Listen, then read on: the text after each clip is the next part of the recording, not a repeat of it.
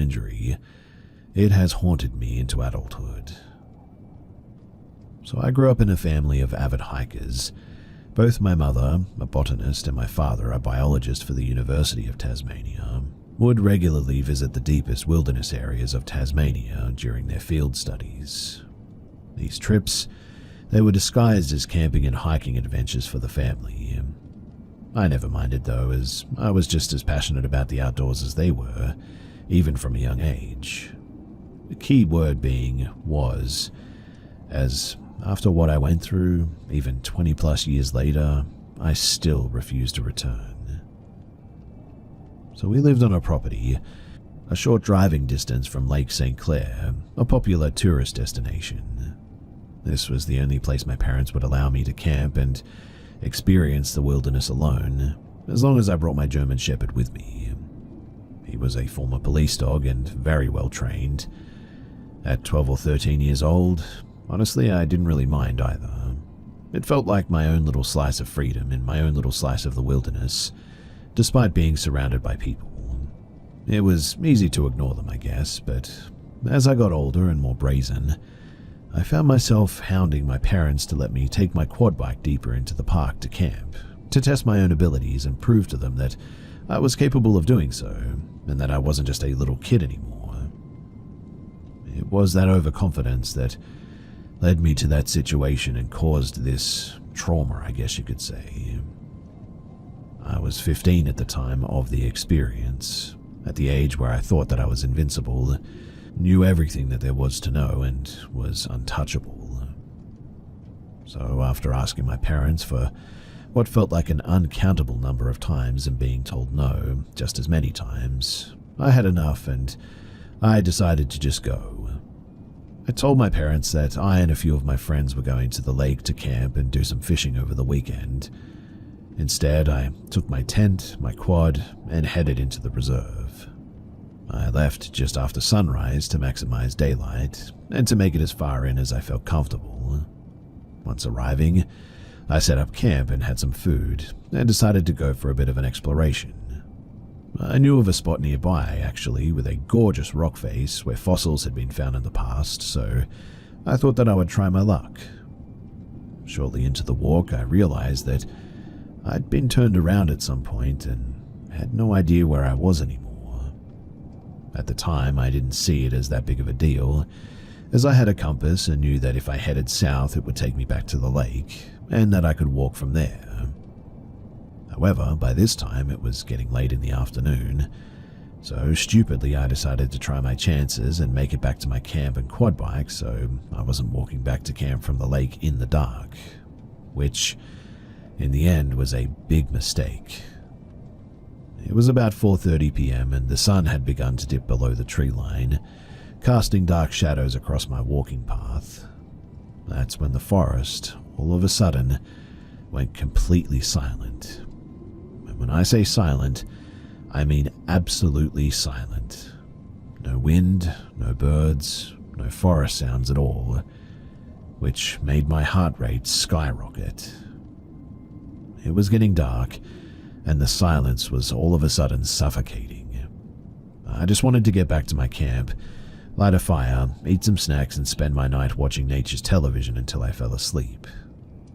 But right then, that's when from every direction, I would hear the sound of twigs cracking and something moving in the canopy above me. It was no big deal at first, probably birds or some other sort of small animals, I thought. But then, as clear as day, "Hey, come here." At first I felt relieved, as I thought somebody along the trails had seen me, noticed I was a bit disheveled, and wanted to help. But looking back, I saw no one. Then it happened again, but behind me this time. The same voice, but I noticed it was coming from up in the trees. I responded, "I can't see you. Where are you?" and asked for some help because I thought that I just couldn't see the person calling out. But then it happened again, this time from my left. And it was then when I decided to run. I took off into the brush and ran for a good 2 minutes, before I stopped to catch my breath and look at my compass to start making my way towards the lake. I was terrified, but felt that I had covered enough distance that I wasn't in any immediate danger now. But seconds after checking my compass and starting to walk, I heard it again. "Hey, come here." But this time, it was right behind me. I spun around and I saw absolutely nothing. So I began sprinting again and didn't stop this time. The last thing that I heard before bursting out of the trees onto the lakefront was the most evil, demonic laugh that I had ever heard. It sounded like 3 people laughing at once. I immediately called my parents to come and get me, told them what I did and what happened, but they were more focused on my disobedience than my experience, which honestly I was shocked by.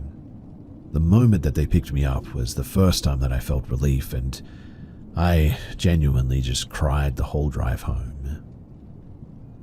I didn't sleep properly for days after that. My dad went and picked up my quad and tidied up my camp and all that. And since that day, I have never stepped foot away from that lake when being out there. If anyone has had any experience like this, I would genuinely love to hear it because it took my passion from me. I truly miss being out there, away from society, but after this, I just cannot bring myself to do it again.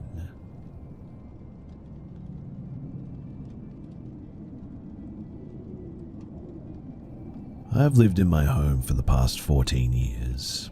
For the past 12, it's been relatively quiet and normal. Our first 2 years in the home were a different story, though. I'm not sure why we experienced some odd things in the beginning. Perhaps someone out there might have some insight as to why things just stopped, or perhaps I just am not meant to know. Whatever the case, here's what happened. So our house isn't anything that you'd think of when you think haunted.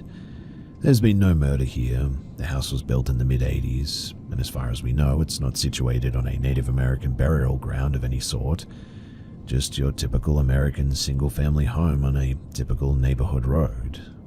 In any case, we moved in and we got settled pretty quickly. After a couple of months, we started noticing issues with our front door. It kept opening on its own for some reason. We'd be sitting in the kitchen eating dinner and the door would just sort of swing open. Weird, but explainable. My husband figured that it was likely a loose doorknob or something. We did have a bit of a bad habit of not locking our doors as well. We live in a pretty quiet, rural-ish neighborhood, and we also own 2 200-plus pound mastiffs, and if you can get past them, well, you're pretty much welcome to whatever you want to steal.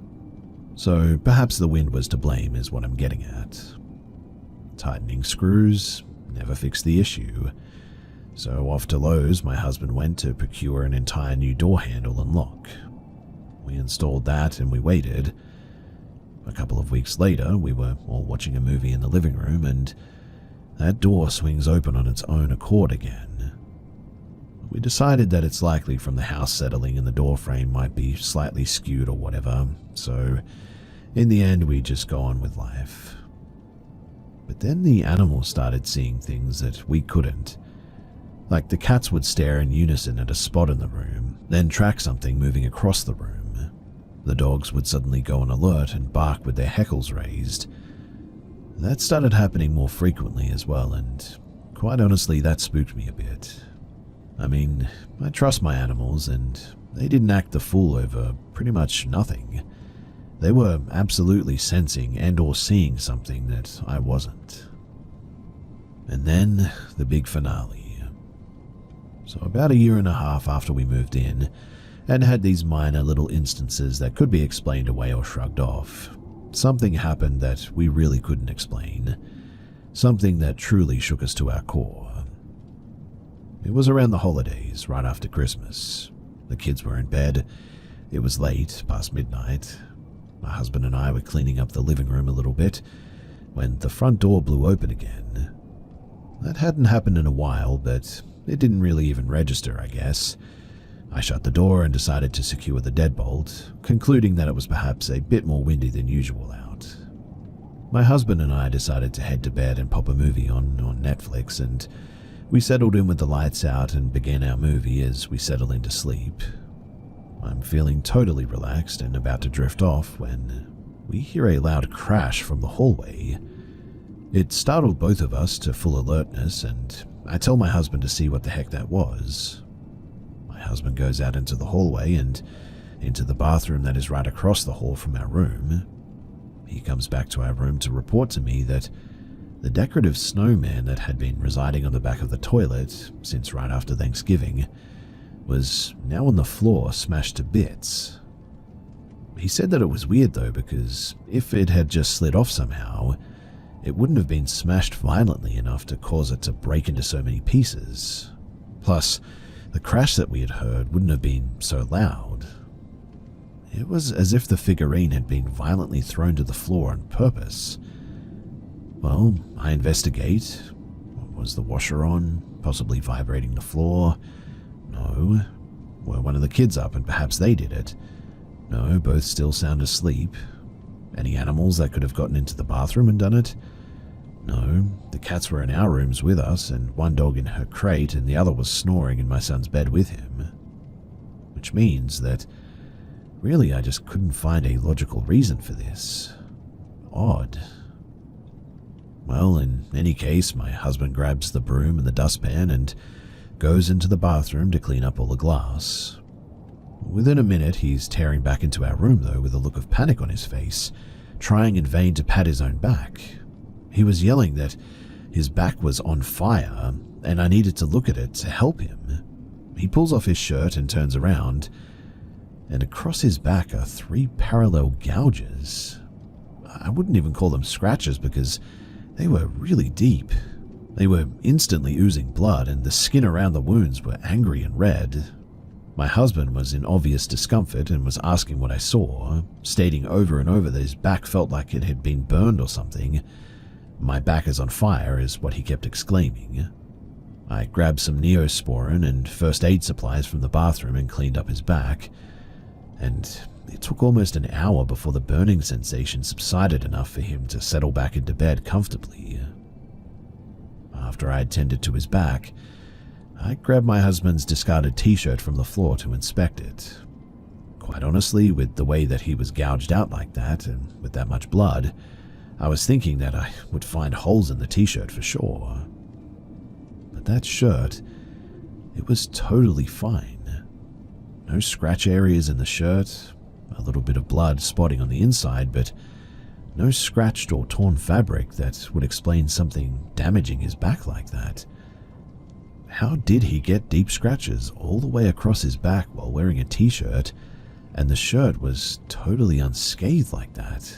I mean, how does that even work? It couldn't have been something that he caught himself on and injured himself with, like if maybe he was standing from a crouched position and scraped his back on the counter corner or something. Besides, that would only leave one scratch, not 3 parallel ones. Well, I was truly spooked by that, and started to believe that there may be something dark in our home. I'm not much on organized religion, but I do believe in a higher power, and I was spooked enough that night to both pray aloud for protection for my family, as well as loudly rebuke anything that would have been with us in that house. I didn't expect much from these actions, but was scared enough to go through the motions of telling this invisible scratcher to get the heck out of our home. We eventually got back into bed, and eventually we also fell asleep. After that night, there was another instance or two of the front door opening on its own, but other than that, it was all clear and quiet on the home front. And then, nothing weird. And that was like 11 or maybe 12 years ago now. I really don't know what to think about the entire experience. The front door issues, they could have just been a faulty door or really windy nights. The scratches, however, I truly cannot explain that with any logic, regardless of how hard I've tried. So, what the heck was that? A demon? A ghost? An accident? Why did we have just one giant traumatic event and then radio silence? Has anyone ever experienced anything similar to this? I sure don't have any explanations or answers. Really, I just have more questions.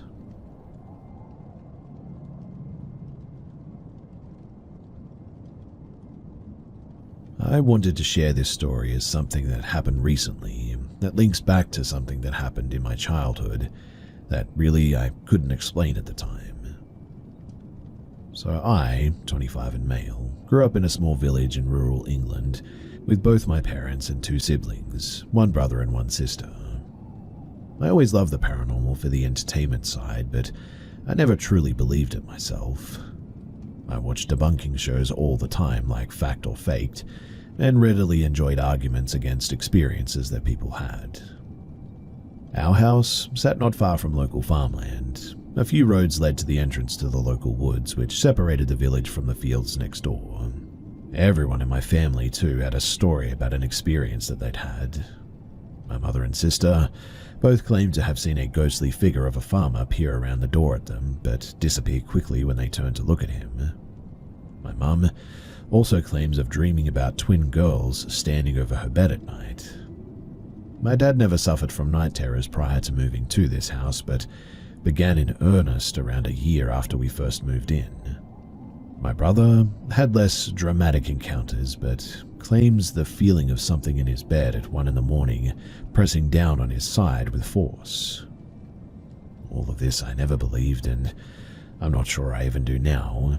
I mean, we're all avid horror lovers, and all of these felt to me like cheap versions of what you'd see in like a B-rated ghost movie. Well, for 14 years I've lived in this house, and I've never experienced anything remotely odd or out of place. When I was 16, the first real strange thing happened though. But when I was 16, the first real strange thing, I guess you could say, happened. Our home has 3 floors in a very narrow terraced house. The first floor had my siblings' bedrooms, and the top floor had mine and my parents'. As the stairs curved at the top, you immediately face my parents' room, and turning 90 degrees right would face my own. After a movie, I was heading up to play some video games for the evening. The lights were off on the top floor, but with a quick turn to my room, I didn't bother flicking them on, as I would usually just turn on my own after entering my room anyway. As I approached the halfway point on the flight of stairs, there was an incredibly bright flash of blue light that highlighted the entire floor. Ordinarily in the dark, you could only make out a few features of a room with the door open, but this light took the whole floor from night to day practically. The blue was striking, and I distinctly recall being able to see right through to the back wall of my parents' bedroom.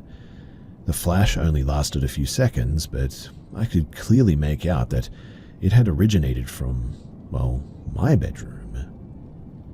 I did the bravest thing that I could think of, and immediately turned 180 degrees and legged it back downstairs. I remained down there for an hour or so and explained it as best as I could. I landed on the explanation that it must have been a police car or something, sirens on silent, but that would explain the blue and why it didn't last so long. When my parents finally went to bed, I followed and was immediately greeted by my closed bedroom door, which instantly had me questioning, well, where the heck had that light come from? I was creeped out but moved forward. Nothing else weird happened, so I chalked it up to just either the police car still flashing under the doorframe or my wandering imagination, I guess. And it didn't bother me again until a month later. My girlfriend had come to stay the night one night. My parents were fairly relaxed, so even at 16 they were happy to let us at each other's homes on the weekends. We had gone to sleep relatively early for our age, around 10 p.m. if I had to guess. I remember my eyes popping open at a strange sight though. My room was exactly as it was when I had gone to sleep, my girlfriend sound asleep next to me. Everything matched completely down to the crack in the curtain, but through the crack in the curtain, I could make out 2 distinct black eyes staring back at me. They didn't move, nor blink, but I could tell that they were focused on me. I couldn't move, but I began to hyperventilate. As my breathing grew heavier, I could feel panic setting in. I didn't feel panicked at not being able to move, but it was what was looking at me that panicked me. It didn't speak, move, or make any indication of what it was there for, but I felt petrified, almost as if I knew that what was out there wanted to hurt me. My girlfriend woke me up in hysterics, saying that I had started mumbling incoherently in my sleep before beginning to panic and thrash. I didn't even realize that I had done any of that, as I only woke to her shaking me, but I remembered that dream so vividly. I remember it now too, almost 9 years later, and what helps me remember it so vividly was the fact that it happened again. 9 years I lived my life in there and moved with my beautiful girlfriend into our own home eventually. Everything had been normal. I finished uni, got a job, got a house, planning for the future and all that. It was a work night, so myself and my partner went to bed at a normal time for us. We tucked in at around 9:30, both read our respective books, and it must have been at around 10 when we both kissed each other goodnight and we went to sleep. I woke in that night, unable to move. The room the same as it was, and again, 2 black eyes through the crack in the curtain staring right at me. The hyperventilating began, and again I panicked at what this thing wanted. As I panicked, I noticed a blue light, though, begin to fill the room to my right. I couldn't turn to see, but I knew the doorway sat right by my head was where the light was coming from. I shot awake suddenly, covered in sweat, at about 5 in the morning. I don't know if I had mumbled or thrashed in my sleep, as my partner was still zonked out that night. I looked around the room, nothing out of place or different, but I just couldn't shake that panic that I felt looking at that thing. It had been the exact panic that I had felt 9 years earlier in my childhood room. This was 4 days ago now, and it hasn't stopped playing in my mind since. I usually work from home, but I've been heading into the office every day this week. I told my partner that it's because we have important project deadlines as a team, but really I just don't want to be in that house anymore. I've ordered clothes pegs from Amazon to ensure the curtains are fully closed at night from now on. Staying awake lasts to do it without having to explain why I'm doing it. As a kid, I put it down to just an overactive imagination, but I know what I saw in that window was the same thing as nearly a decade ago, and I really do not want it to come back again.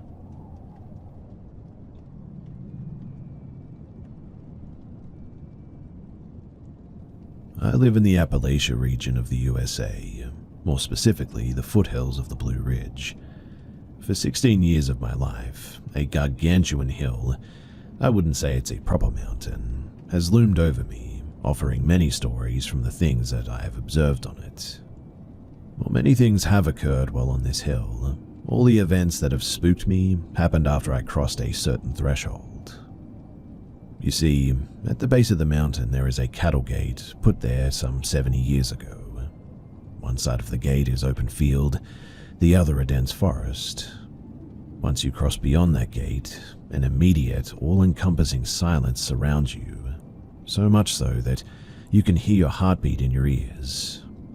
Though it is quiet, the air is filled with a certain buzz, like an uncomfortable electric feeling that it's hard to explain.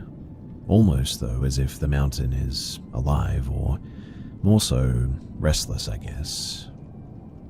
Now, one time, me and my younger cousin went hammock camping up on this hill as an adventure to close off the summer. We packed half a day's worth of food and some tools, and then we set out. Everything was going normally as we ascended the mountain, which was seasonally full of the sounds of small birds and cicadas. We set up a camp at the edge of twilight and got a roaring fire going, which we sat around to tell stories, ones about schools, girls, and other typical experiences young folk have. However, as I was midway through a story, I smelt something. It was a sickly, sweet smell.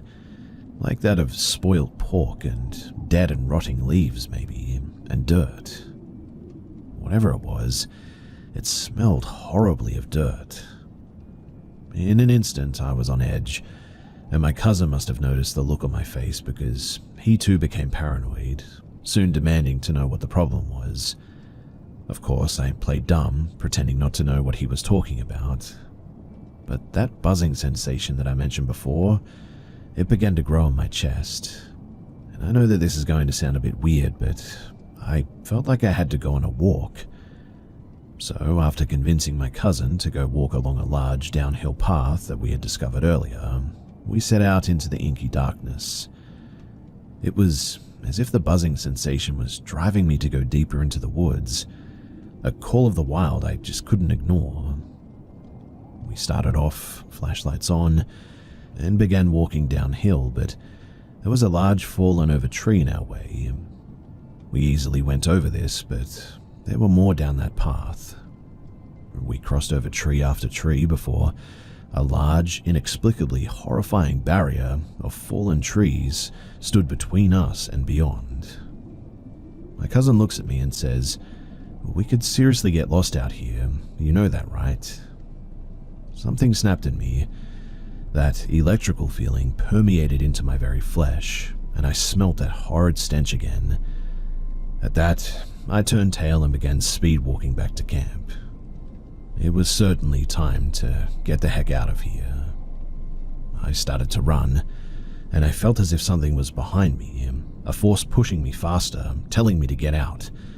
My cousin running alongside me asks why we're running, and I say my intuition says that we should. We make it back to the camp, and everything feels safer. I calm myself down, but that's when I notice that the cicadas and the crickets, that they've gone silent. In fact, the whole forest is all of a sudden dead. Well, we slept in our respective hammocks that night, and thankfully no cryptid got us, but man, I don't know what was going on up there, but something seemed close.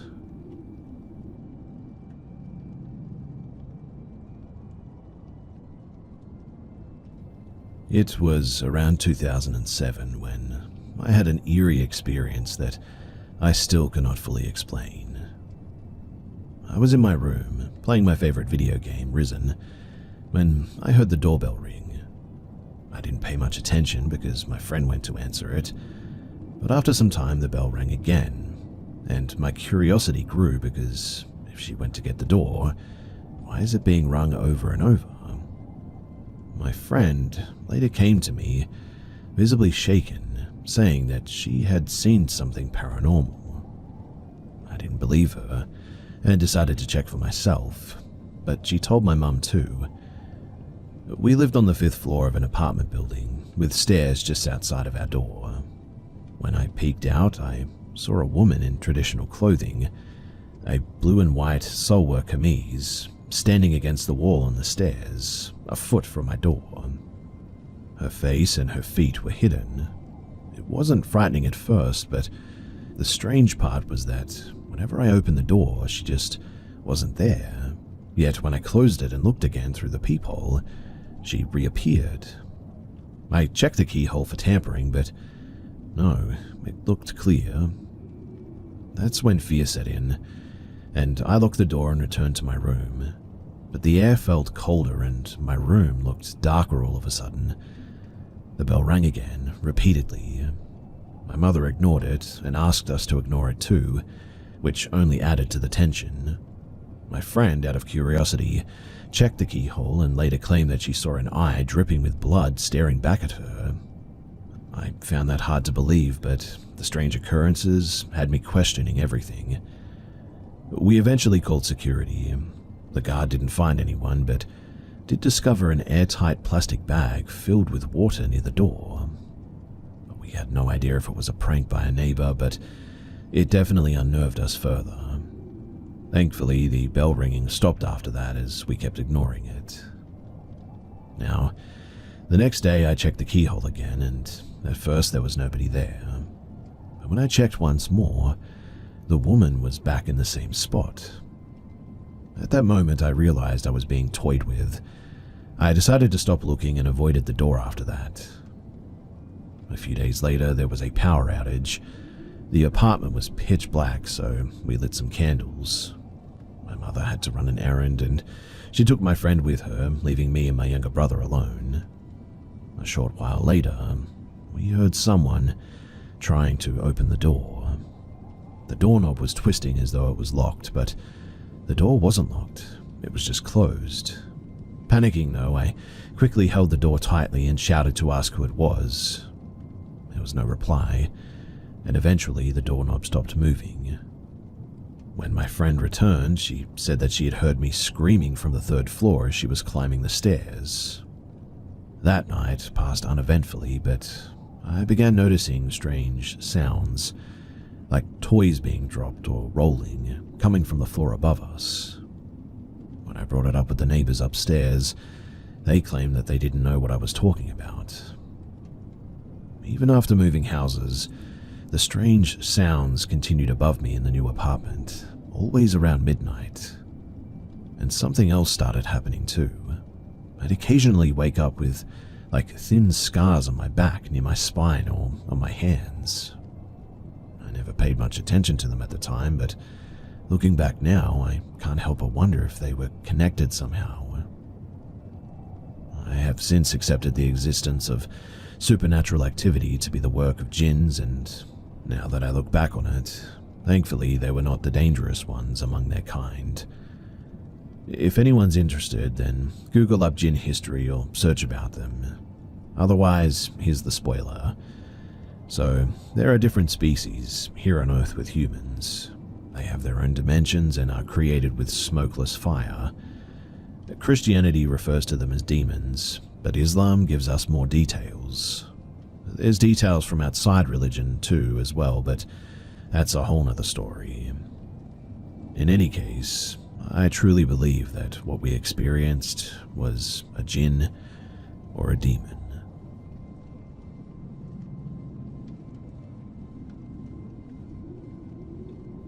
So this story starts as me being an 8-year-old in Glendale, Arizona, and lived in a decently sized home in the ghetto with my mom and little sister.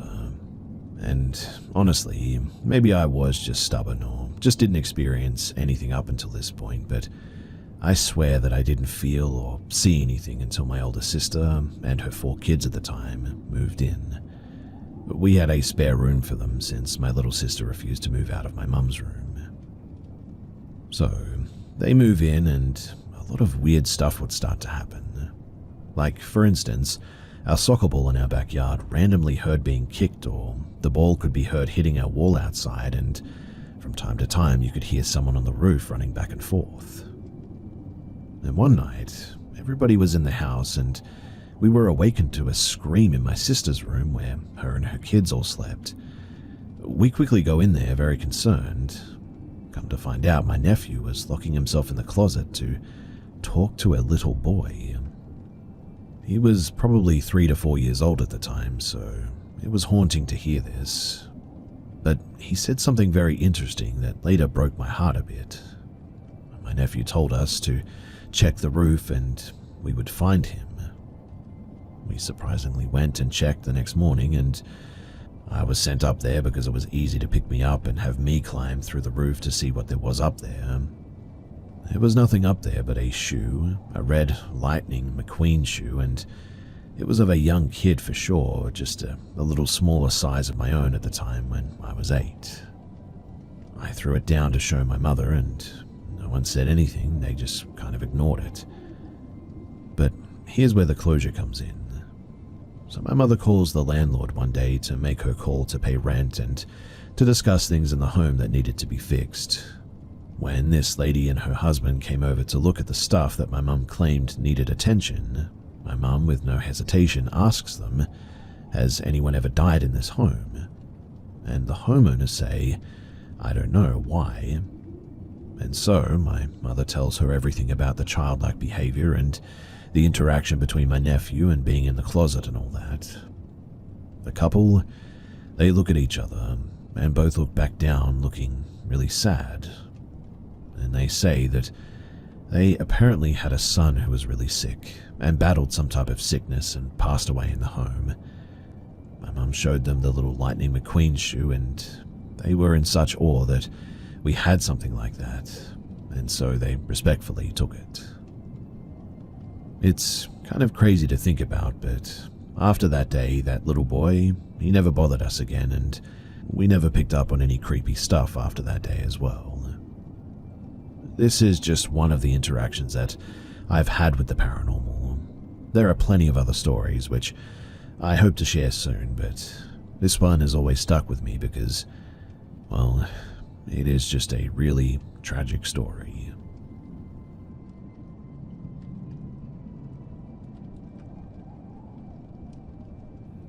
I've been haunted since I was 11. A little girl in a white dress with long black hair, she would paralyze me around the time that I started experiencing a lot of negativity in my life, with addictions and verbal and physical abuse. I also forget traumatic events very quickly, and from my own investigations, it wouldn't surprise me if I have amnesia related to some deeply traumatic events. But anyway, this little ghost girl, she returned in 2022 with direct touches and movement of objects in my house, car, wherever I would go, she would also be. I know that this is going to sound a bit weird, but she cannot touch me in running water. And this tells me that it's a negative entity. She paralyzes me consistently every April, which is the date that she made physical contact with me in 2022. I initially thought that she was friendly. When she met me, I was in a mostly mentally ill state of my life. I was isolating myself from society, basically living in the woods, and that's where I met it. I became very attached to her. On contact, I could suddenly hear a separate voice that felt as if my own mind voice was being temporarily hijacked, though. There were a few love-bombing moments of incredible unconditional love being beamed at me when I was in an almost, self-deletion, depressed and hopeless state. I told her that I want to marry her while I was in a shower. She couldn't touch me at the time, running water, like I said. And now, I think that I really messed up. Ever since then, she's mostly hostile, has injected intrusive thoughts into my subconscious since last April, and it was so intensely disgusting that I couldn't function around human beings without being bombarded by intense visual and verbal, really illicit images and violent thoughts against myself and anything in my field of vision. It also hasn't stopped. Also, every April, she paralyzes me and returns in her form of a white dress with long black hair. But now she's grown up and looks my age. Whenever this happens, my head shakes violently, something like in the Exorcist movie or whatever. Multiple times of hallucinations where she shakes the heck out of my paralyzed body, making creepy zombie noises or saying my name with a nice feminine voice. Honestly, it's killing me too. She now seems to be able to take over my muscles in my body and move them if they're relaxed. And honestly, I just have no escape, no relief, which is why I'm here. What can I do? I'm wondering if this is just a different entity taking on the mask of a little girl that haunted me as a kid, or if the positive unconditional love experiences were a separate, less hostile entity that simply left me with this creature. Honestly, I have no idea. But what would you do in this situation? By the way, this is not mental illness. I've had other people witness poltergeist activity with me, so I know that I'm not going crazy. So, does anyone here know of any good places where I could find out some information, or maybe even get some help?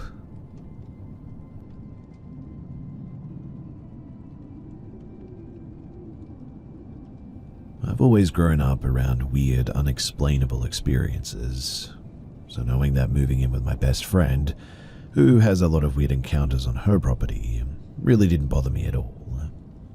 I have been coming around for 5 years before I even started living here, and I only experienced little things like hearing footsteps, the doors opening on their own, basic things like that. I only actually saw something a few times. It was over the summer, and I was basically already living at her house because of how often I was over there. But the following stories are from before I moved in.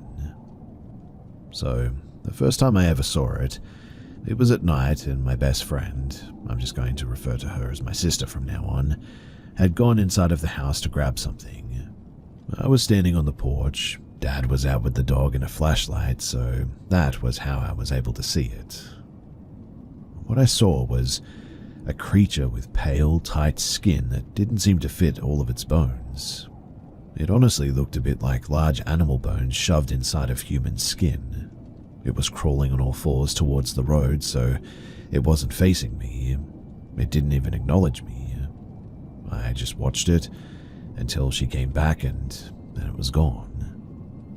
It wasn't like any animal or thing that I had ever seen before, though, and I assumed that I was just seeing things, so I didn't tell her until a different night on the porch. She told me that she had seen something before too, and that it has apparently always been around. She never said anything to me either, because she also thought that she was just going crazy, but she described the same thing that I'd seen. At my sister's graduation party, I had gone out to the swing set with this girl. It was just us two. Everybody else was still on the porch or inside of the house, and we were perfectly far away from everyone. We were shouting, screaming, trying to freak them out from where we were, since all we had was a light on, and at the time they didn't realize that we had gone there. It was more like manic laughter, I guess, and witch noises, not actual screaming, so they would know for sure that it was just us. Still a scary thing for a group of cross-faded people to hear, right? Although I was fully sober at this party, so I know what I saw was real. I kept seeing something running around us in what I assumed was circles. I ignored it at first, and me and this girl started talking about getting my sister and her boyfriend at the time, now ex, thank God, to play a trick on the people sleeping in the camper, since we saw them head in for bed like the four of us had planned. But soon after that, we saw a figure walk around the camper and shake it. We assumed that they had got there first and stayed where we were. Eventually, after maybe an hour or so, we were talking about heading back. It was around 2 or 3 in the morning, maybe even 4 at this stage. That's when we looked over and saw a tall human figure walking around the pool. They were too tall and skinny to be anyone that we knew. We tried to think logically and assumed that it was my sister's boyfriend. We decided to walk back, and once we got back onto the porch, my sister's boyfriend ran up the steps toward us and started yelling at us for messing with them. My sister was on the porch and said that she just watched us come off the swing set, so it couldn't have been us. But apparently, we saw what they saw, but someone was underneath the porch poking my sister's boyfriend in the back, allegedly. This is obviously something that I didn't witness, but it is what my sister and her boyfriend, Evan, said.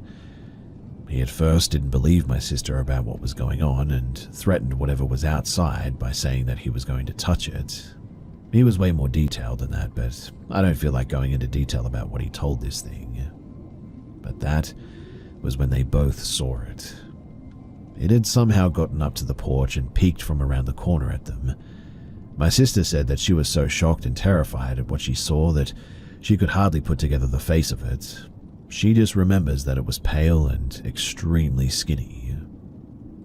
Now, when I first moved in and was dropped off at the house, I was pretty much completely alone. I went out into the kitchen to get some food, and that's when I heard my sister's cat, Teslie, meowing. When I got to him, I still heard him meowing, but I was looking at him and he was not meowing or moving his mouth at all. Something told me to look outside, no matter what I heard, and I stayed with him since I assumed that he would be scared too, but I went back into the room and I heard constant footsteps. I knew that it wasn't the cats because I knew what the cats all sound like, and it definitely wasn't them. I also used to sit on the porch at night, pretty much every night, until I would, without fail, every night hear things moving on the porch or something walking around, even though I was completely alone. I would hear voices that I didn't recognize, but I guessed I was hallucinating since any hallucinations that I've ever had have been tame. Normally I would just hear conversations I couldn't make out or something like that, and they stopped after I moved out of my parents' house anyway. I'm assuming that they were caused from stress, but after this I really don't think I was hearing things.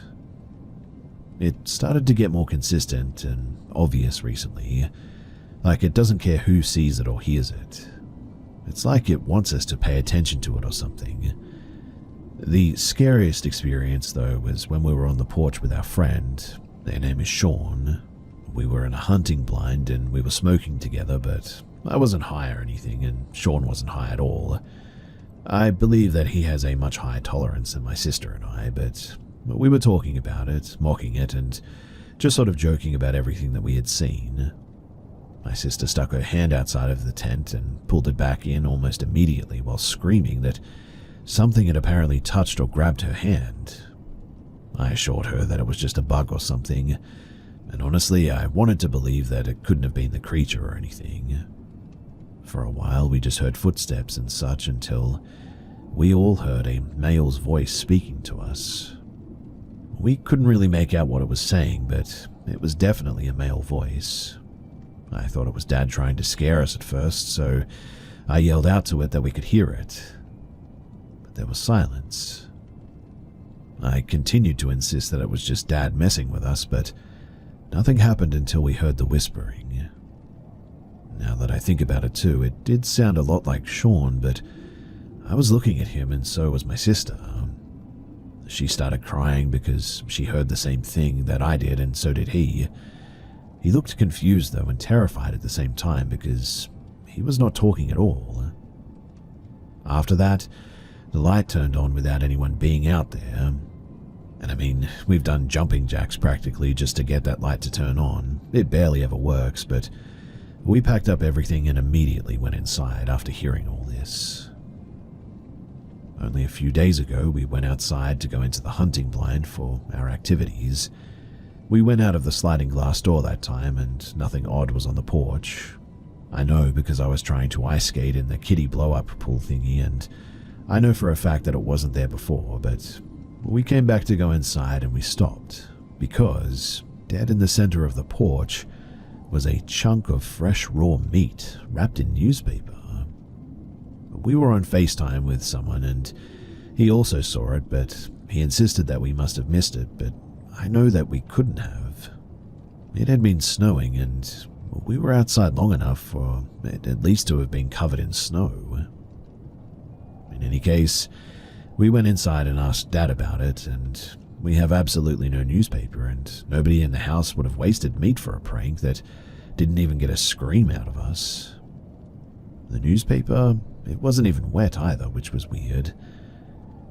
Only maybe a day before that incident too, we saw these large footprints right in front of our bedroom window after being on our way inside after hunting blind activities and all that.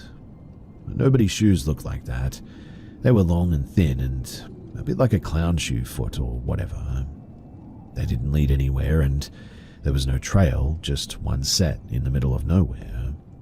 The weird thing though is that they didn't lead anywhere and they were not trails from anywhere either.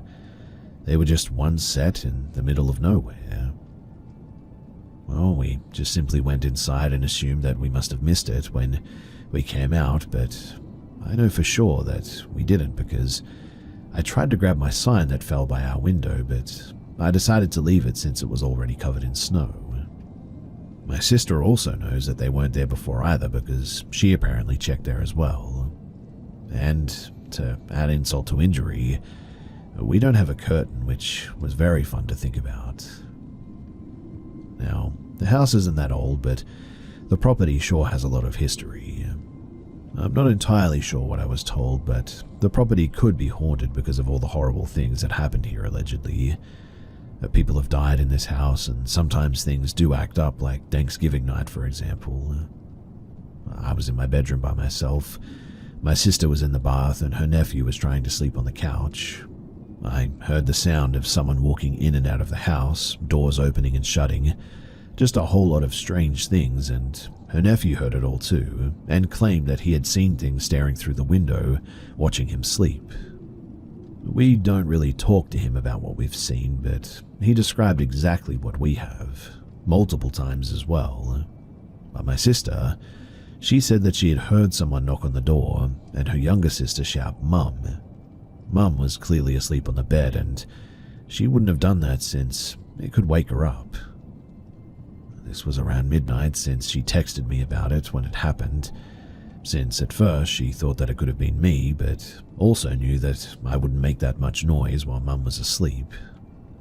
Our sister was asleep at that time too, and there were no footsteps or anything at all, even though you would be able to hear someone walking up to the door like that. Another time, most recently, we were messing around with a Ouija board. I know, kinda stupid, but it's only worked for me once, and it didn't work this time, so I spelled out something stupid and threw it across the room without saying goodbye. Later that night, I swear that I saw a little boy running into our aunt's bedroom. I went outside to tell my sister what I saw, and thankfully we didn't have anything happen related to that kid after that. We did randomly get a strong feeling, though, that we were being watched, or to not look outside or into the yard or whatever. I've never been afraid of the dark, but I've had these feelings before at my parents', so I'm really not sure what else to think or feel. And well, really, that's about it. Obviously, more things are probably going to happen, and if they do, I'll be sure to update all of you guys. By the way, I saw it again the last night through my window, the thing outside specifically. I don't think whatever's outside is related to anything that happens inside, weirdly enough, but it was tall and it was too dark to see anything more than a silhouette.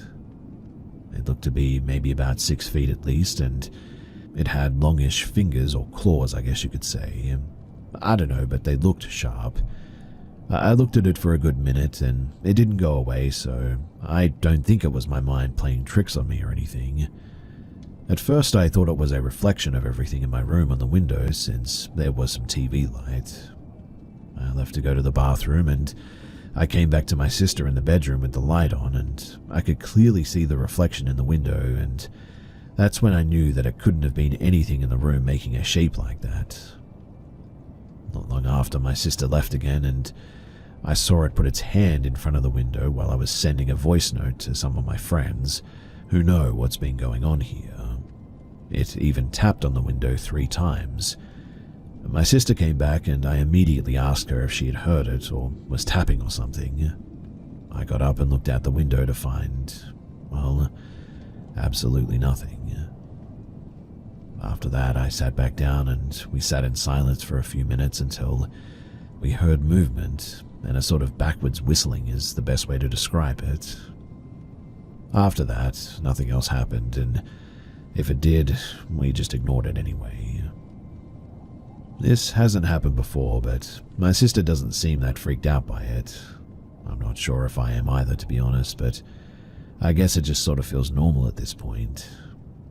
Although, I will say this event does seem to be a bit of an escalation in what's been happening.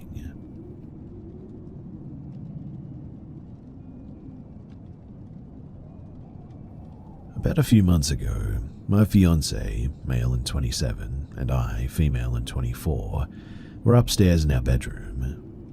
Next to our bedroom is a spare bedroom that my fiancé and our roommate, male and 24, use as a bit of a man cave or gaming room.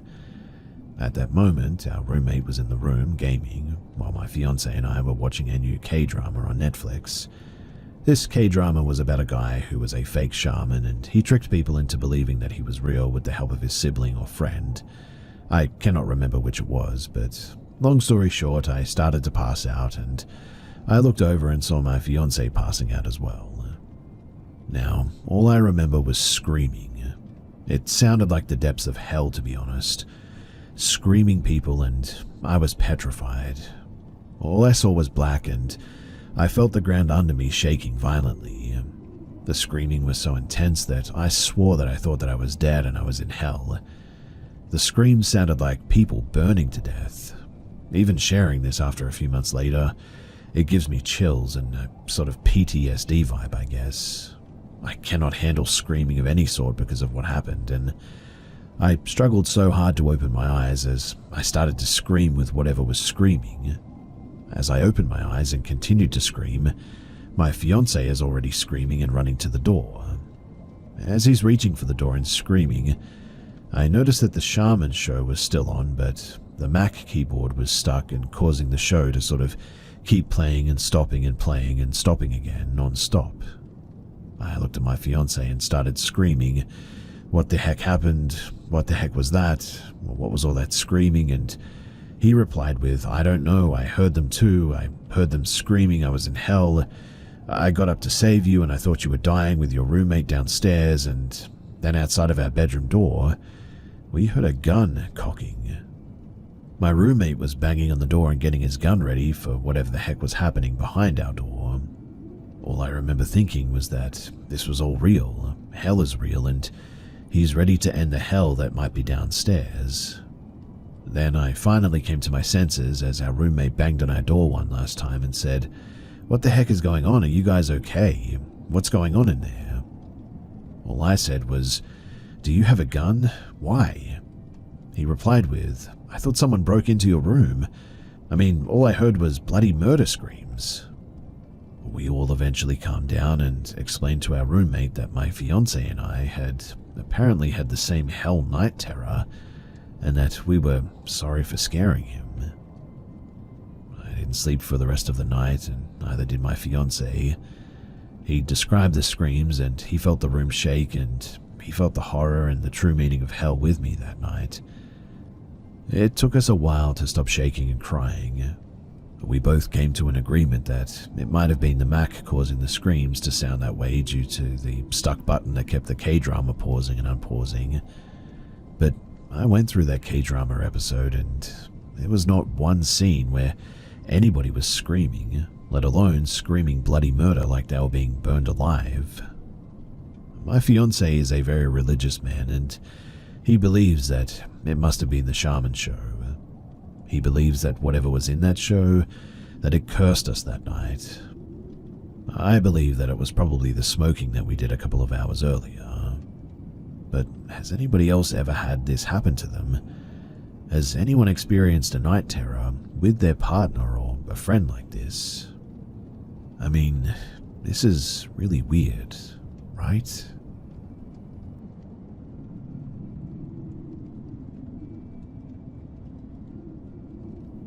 So my friends and I went to a local haunted spot called Ghost Road.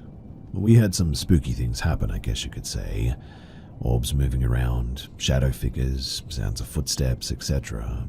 We were all spooked out, but also knew for the most part everything that we saw could mostly be ruled out as cars, animals, and general paranoia. Afterwards, too, we went randonauting. Hopefully you know what that is. The location took us up to a spot just past a cemetery, but it wound up being private property in BFE. And we live in a rural area, so, people have guns and all that. So we decided to stop and just pause for a minute. Now, I'm a very spiritual person, I fully admit that. So I started trying to feel some stuff out, and then I did. So I started guiding us by vibes alone. We eventually wound up in even more BFE surrounded by open fields. We got out of the car and started blindly walking around. A random note too, that we all started feeling sick upon going down this road, but again we wrote it off as just paranoia and nerves. Suddenly though, 3 of us out of the 5 all turned and said left. So we went left, wound up at a fence, and coincidentally a broken part of the fence that allowed entrance.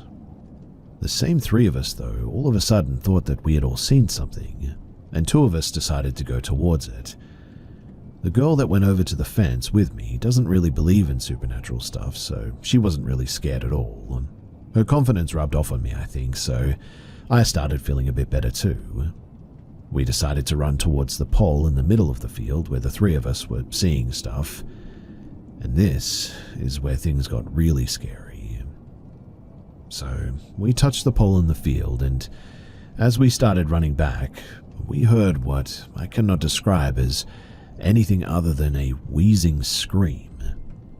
We started sprinting for real at that, and the run back for some reason took twice as long as the jog there. The other three in the group had already restarted the car and were yelling for us to hurry, because apparently all five of us had heard the same scream. The car struggled to start but finally did, and we hauled butt out of there quickly. And again, all five of us heard the same scream from the exact same direction. We were all terrified, and we all just felt this sheer dread for the entire drive back home. So, has anyone else ever experienced anything like this? Or does anyone have any idea of what it might have been that we encountered that night?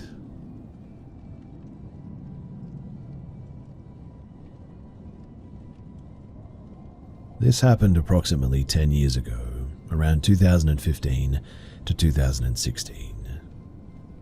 So I was living with someone at the time who worked an opposite schedule as me. He worked graveyard and I worked during the day. So when I was getting up to get ready to leave for work, he was just coming home usually. On the nights during the week, I obviously would be at home by myself.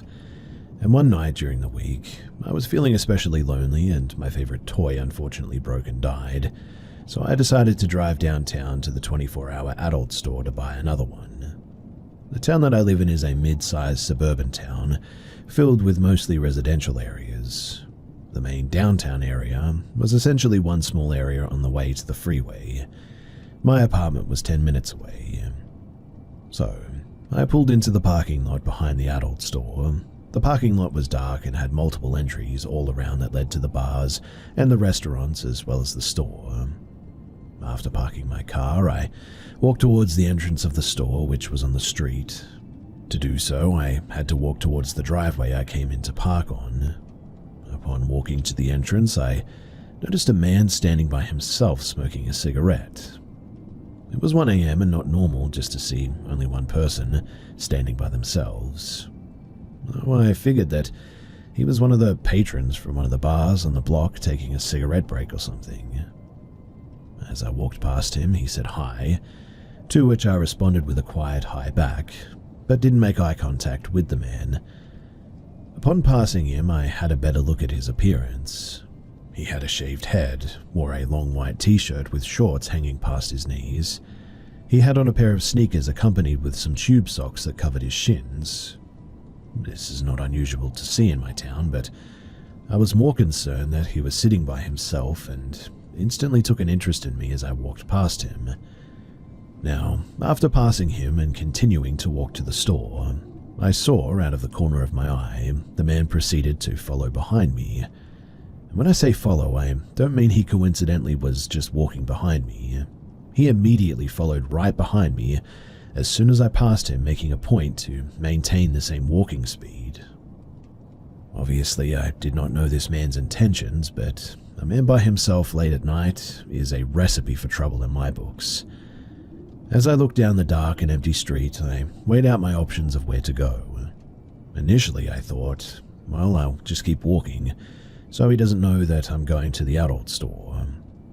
But since it was 1 a.m. and there was no one on the street, I thought that that could be more dangerous. Then I thought, just go into one of the bars. But then I thought that that would give him an easier introduction to approach me.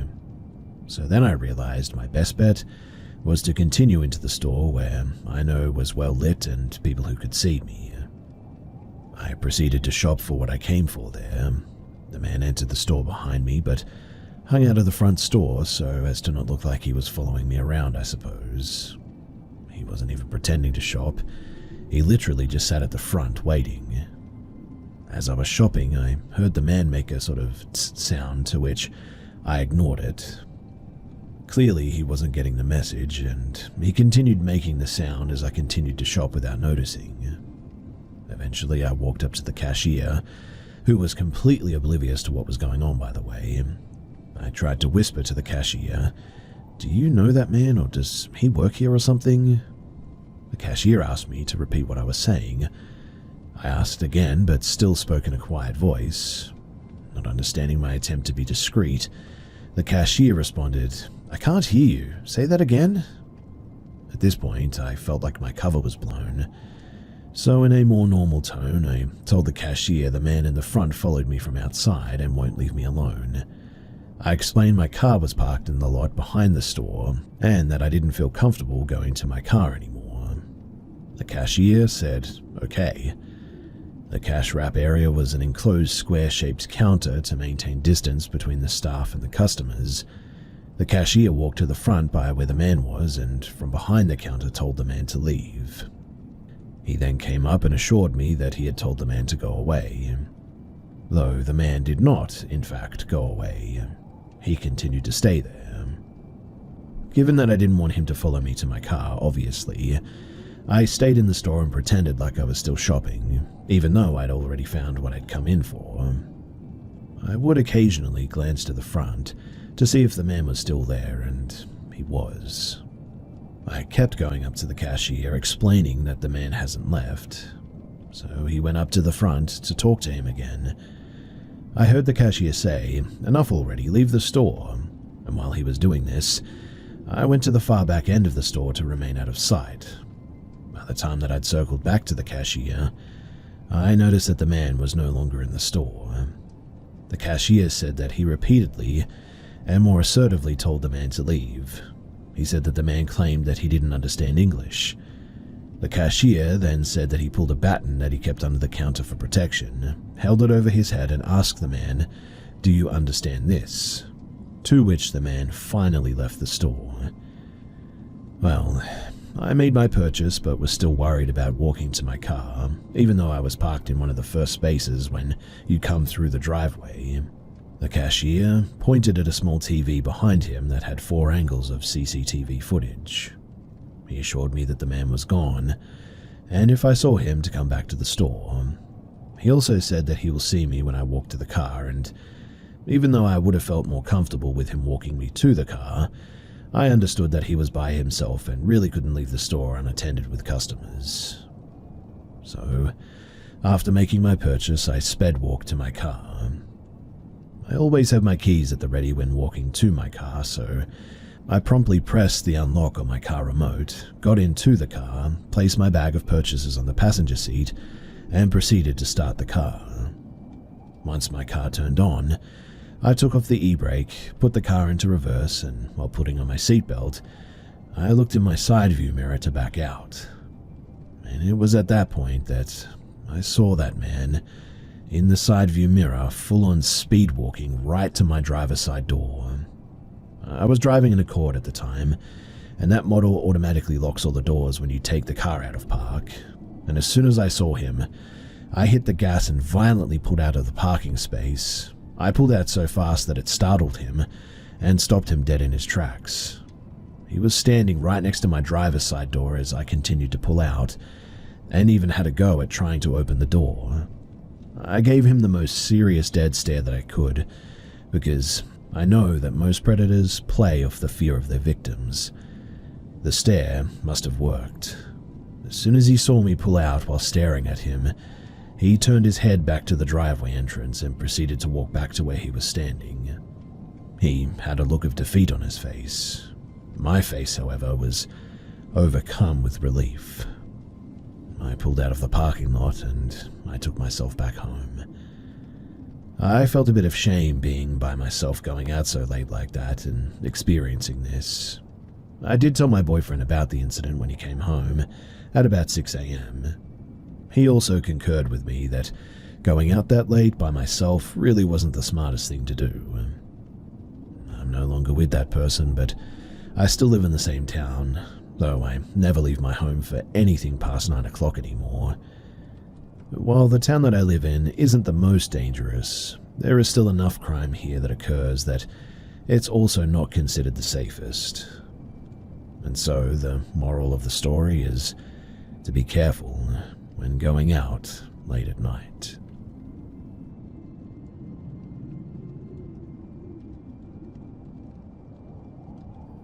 As a child, I had a lot of bad experiences at my childhood home.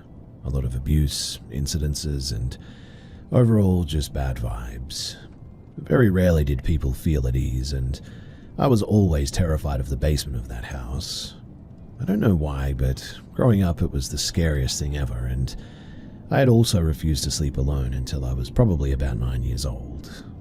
I was always terrified of the mirror hanging over my bed. Now, I remember being downstairs and walking past a cabinet that held my grandmother's fine china. It all flew open at me and shattered on the ground, and none of it had hit me somehow, but I'm still shocked to this day how that had happened, as the cabinets had been jammed and incredibly hard to open.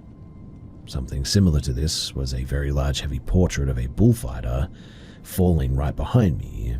You can argue that it just gave out after years of being hung up, but honestly, the nail was fine, so it was a bit weird. In any case, after my grandmother had died, things got weirder. That's when I finally agreed to sleep alone, and when I'd sleep in my bed, I could feel large hands stroking my back. I reported this to my mum one year, and she said that she had felt that before too. Sometimes it made me incredibly uncomfortable, and other times it would feel, well, sort of calming, I guess, as if somebody else was trying to soothe me to sleep.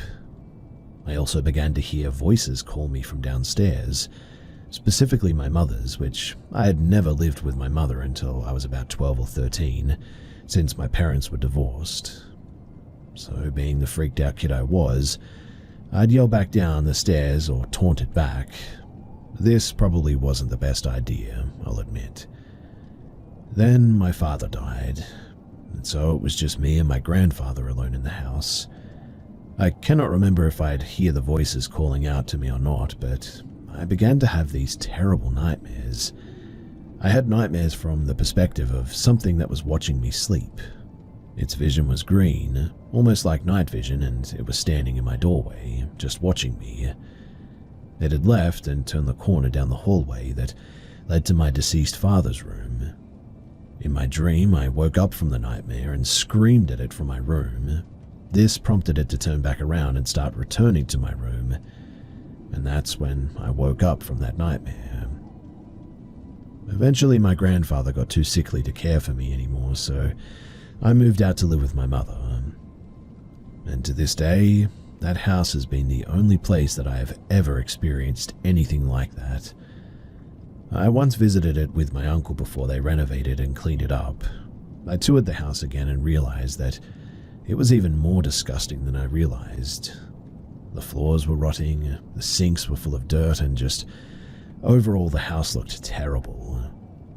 When we went out through the basement and turned around to go back in, I realized that we'd actually been locked out. That was weird because really that shouldn't have been possible. We had to go through the gate that surrounded the backyard to get back in, and I realized that the house, or whatever was in it, clearly didn't want me there anymore. And honestly, I'm fine with that. Years later, I have never visited that place again, and can only wish the family currently residing there the best of luck with it all. Oh, and I don't know if this is also related, but I also just remembered constantly being shifted in my sleep, like waking upside down all the time. I can't recall this happening since I had moved out, but that could have just been me moving. I'm not really sure, but it sure felt like somebody else was moving me.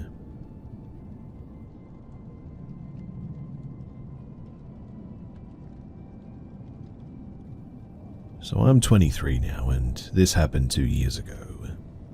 It was maybe 11 p.m. I cannot remember the exact day, but this always brings chills down my spine every time that I think about it. I've also only told 2 people in my life about it. Now, I'm not into the paranormal stuff at all. I know that it's odd that I'm sharing this here, but I'm just looking for any insight into what I experienced, I guess. Now, the basic layout of my basement, it helps explain what happened, so I'll give you the layout. There's a post to the right of my couch and a wall to the left. The only way to head to the washroom is to walk around the post towards the back of the couch and down the left side behind that wall. But this is relative to the couch facing forward. And one night, I had to use the washroom, and as I was walking towards said washroom, I had this really strange feeling to just turn around, which, well, never happens.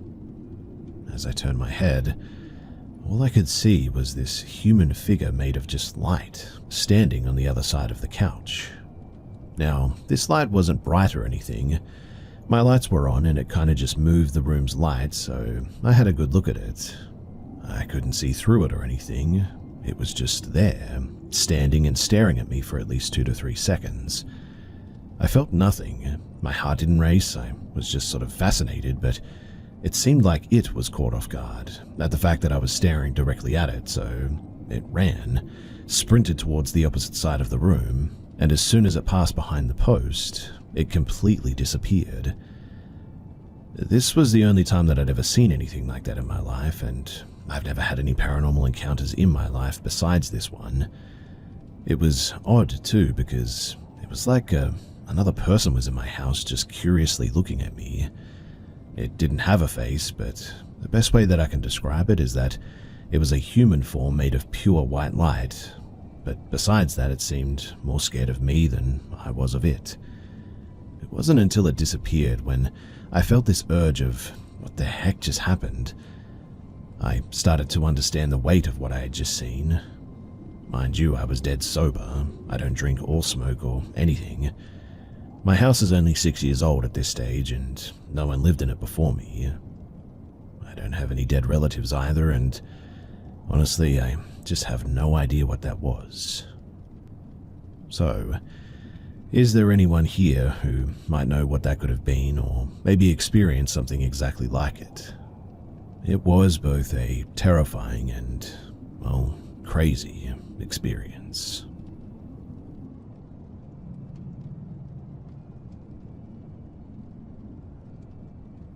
I've always been a skeptic about ghosts, but my family has a chilling story that, well, centers around me.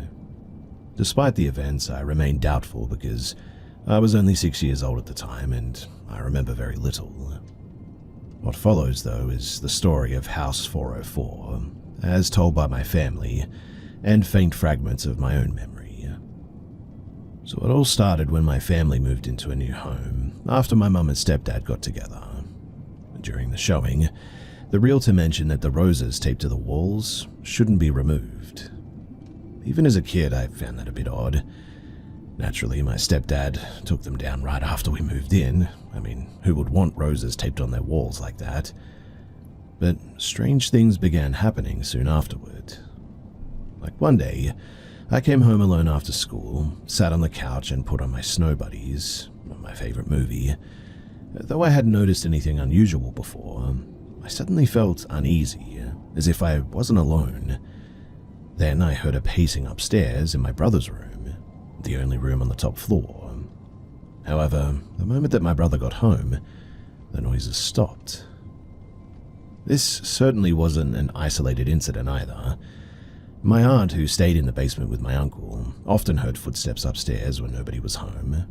She too was a skeptic like me, but would often frantically call my mum to tell her about the walking that she could hear when everybody was away. She and my uncle moved out quickly in the end too. Our dog, Bear, a large Australian Shepherd mix, started acting strange too. He refused to go upstairs, barked at the bottom of the stairs, and often growled while staring at my brother's bedroom door, where the pacing was heard, and would always sleep outside of my room at night.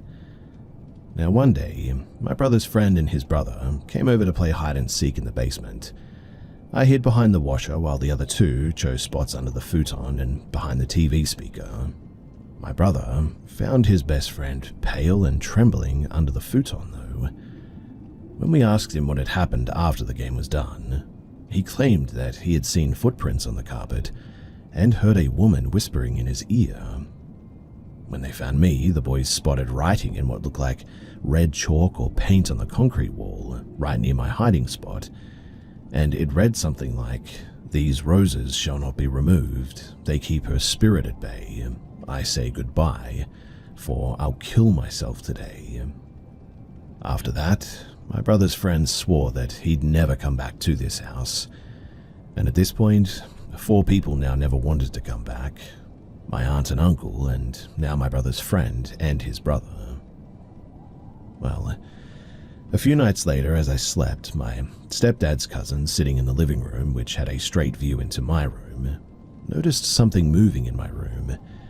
It had a glass door because it was supposed to be an office, but he alerted my parents, and they all watched as my blanket was lifted off of my bed, not once but 3 times, before it was yanked to the floor.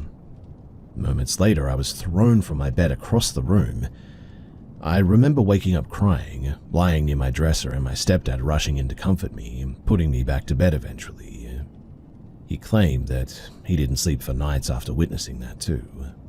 He said that he would sit on the couch just watching my room, just as the dog would do from outside of my door. And we moved out only about a week after that. Years later, I researched the house's history, curious to see if any listings said anything about the encounters that we had, and learned of a murder-suicide. A man had apparently killed his wife days after their wedding before hanging himself in my brother's room. Her body was found in a sealed crawl space in the closet of my brother's room, where we would sometimes hear scratching. The roses taped to the walls, well, they were from her wedding and seemed to hold her spirit at bay from what the man wrote on the wall. Removing them allegedly unleashed her. We say that she targeted me because she had been pregnant at the time of her death and couldn't have the child that she longed for, so she got mad that I was a child living in the house that her child should have been living in. And as someone who is a skeptic myself, I genuinely see how this story may sound fabricated. I personally believe that I kicked my blanket off and rolled out of bed. The footsteps that I heard, they could have been shifting foundations in the house for sure. The dog growling may have just been the dog knowing about an animal that was in the crawl space. That explains the scratching too. The note, well, that could have been written by a delusional man that murdered his wife and believed that she was haunting him some time ago. And the footprints and the whisper, that could have been my brother's friend messing around with us for sure. Still though, my parents swear that the bed, it wasn't just me falling out of it. I thought that I'd share this story that my stepdad to this day hates bringing up. It's one of the few things that has actually scared him, and I think it's because, well, the entity targeted me.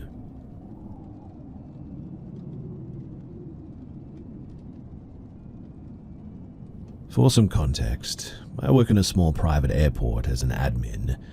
The building itself, well, imagine it's a big rectangle. At the front there are 2 offices, mine and my supervisor's. In the middle there is the check-in and the security, a waiting area and washrooms, and at the back at the end of the long hallway, there's a kitchen and the control room. There are usually about, I would say 2 to 4 people here at all times, not including when passengers come in and out, which is generally at scheduled times of the day. Now, yesterday I was washing some dishes in the kitchen with no headphones on, no music, just the sound of the water running. The sink looks into the wall, so naturally I was standing with my back to the door when all of a sudden I heard a man's voice go, "Hey, how are you?" I immediately turned around, thinking that one of the control room guys had come in and said hello, but when I did, there was no one there. Then the realization dawned on me that that wasn't a voice that I recognized, and it had happened right next to my ear as well. No footsteps were going in and out of the kitchen. The door into the hallway was way too far away for anyone to run out so quickly without me seeing or hearing them at least. And also, the control room guys were gone for the day since there were no more flights. I stood there paralyzed, looking toward the only entrance in the room for a whole minute. My arm hair stood on point, and I just had a feeling that somebody else was in that room with me. The voice itself sounded a little bit muffled almost. Far away, I guess you could say, but not at the same time. Like being talked through a very thin wall, maybe. if that makes any sense. It was right next to my left ear though, where somebody could have been standing, but I can assure you that no one was. The tone in which he said it was very friendly and paused, like you just ran into someone you know at the grocery store type of thing. I tried to shake the feeling off to just finish up, and I left the kitchen as quickly as I could. I also confirmed along the way that nobody else except me and the supervisor were in that building, and he was in the office at the front of the building. Once he saw how freaked out I looked though, he promised me that it definitely wasn't him. For a moment I tried to convince myself that it was just the comms, the radio in the control room, but upon further thought it sounded nothing like that. I mean, I'm used to that radio going off and I know exactly what it sounds like. Also, why would anyone just say that sentence into it? It was all very odd and I am definitely still a bit freaked out. We have had many other instances and experiences in this place, such as seeing things or what looks like someone walking into an empty room from the corner of my eye, keyboards clacking when nobody else should be in the office, security sensors going off on their own, and many others. But I might have to share those another time. For now, I'm just wondering if anybody else has had a similar experience to this. I would love to hear about your stories or maybe even your theories as to what this was. And so, thanks for listening.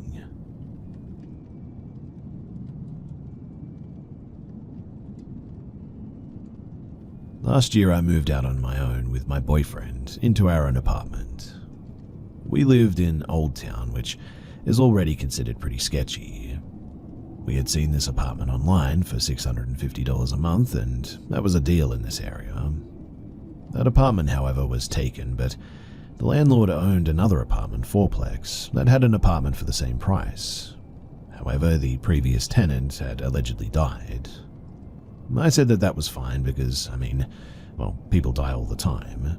So we went and checked it out. It didn't feel very off at first, I guess. It came with a washer and a dryer and wasn't far from my college campus, so I figured that it would stick. Anyways, moving on to the man who died that my landlord was legally obligated to tell me about. His name is Clifford. He had died recently, so recent that weeks before he was walking about and living his normal life, and then suddenly he was just gone. He had heart problems and he did die in the hospital, though the landlord said that he had actually died in the apartment, but apparently the man who lived there 10-ish so years ago prior to Cliff, he was the one who had actually died in the apartment. But I wasn't given a name or any details, and my landlord was too young to have known the guy since the place used to belong to his dad prior. Anyway, the only thing that bothered me when we first moved in was the carpet was well past needing replacing and had a stain that honestly was vaguely dead body shaped. We ended up putting a rug over it because no amount of carpet cleaning would get it out. Trust me, I really tried. And it just never came clean.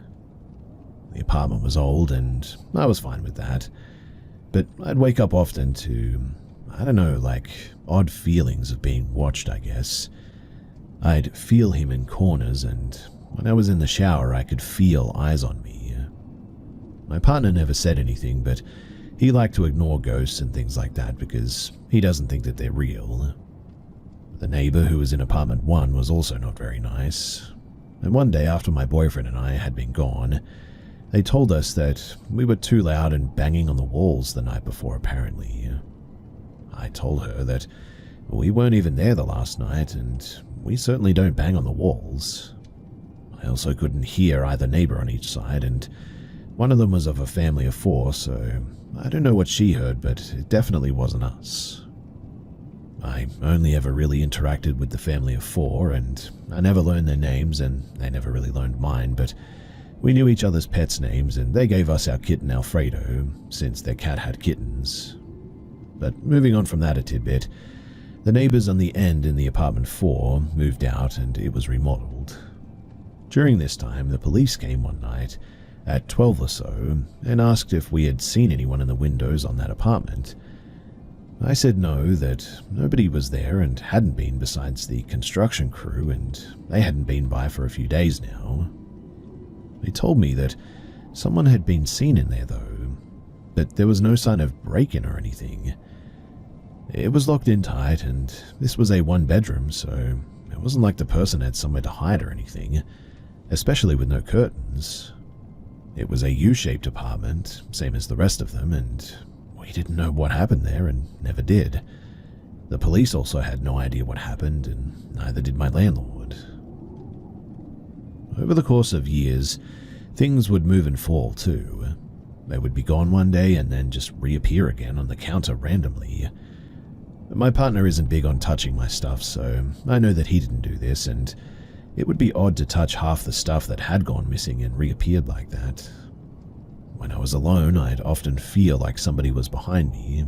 I would see my cat growl at corners and do really odd things. This may sound like classic ghost stuff, but this is genuinely the stuff that happened. We ended up moving back with my parents at the end of the lease, and overall it was just a really creepy place. I often joked about good old Cliff doing check-ins when I felt off, but I don't know if it was actually him or not. I honestly think that it was the other man who actually did die there, and I couldn't get much more detail about it from my other neighbor, given that they weren't there either when it happened. But Cliff talked about how the guy had passed or whatever. I'm just very glad to have moved out though, and I still have dreams about loved ones who have passed, and I did dream about Cliff at once. I was sitting in the living room similar to mine with a rocking chair and old pictures around us. I really don't remember what we talked about. Other dreams I've had are from my cousin who has passed. He usually just hugs me and says hi, and I always tell him that he shouldn't be here, and he just says, "I know," which is odd to hear a dead person in your dreams say, but anyway, they could just be dreams, and I'm really not sure about any of that. But this was my year of, well, I guess you could call it, paranormal stuff.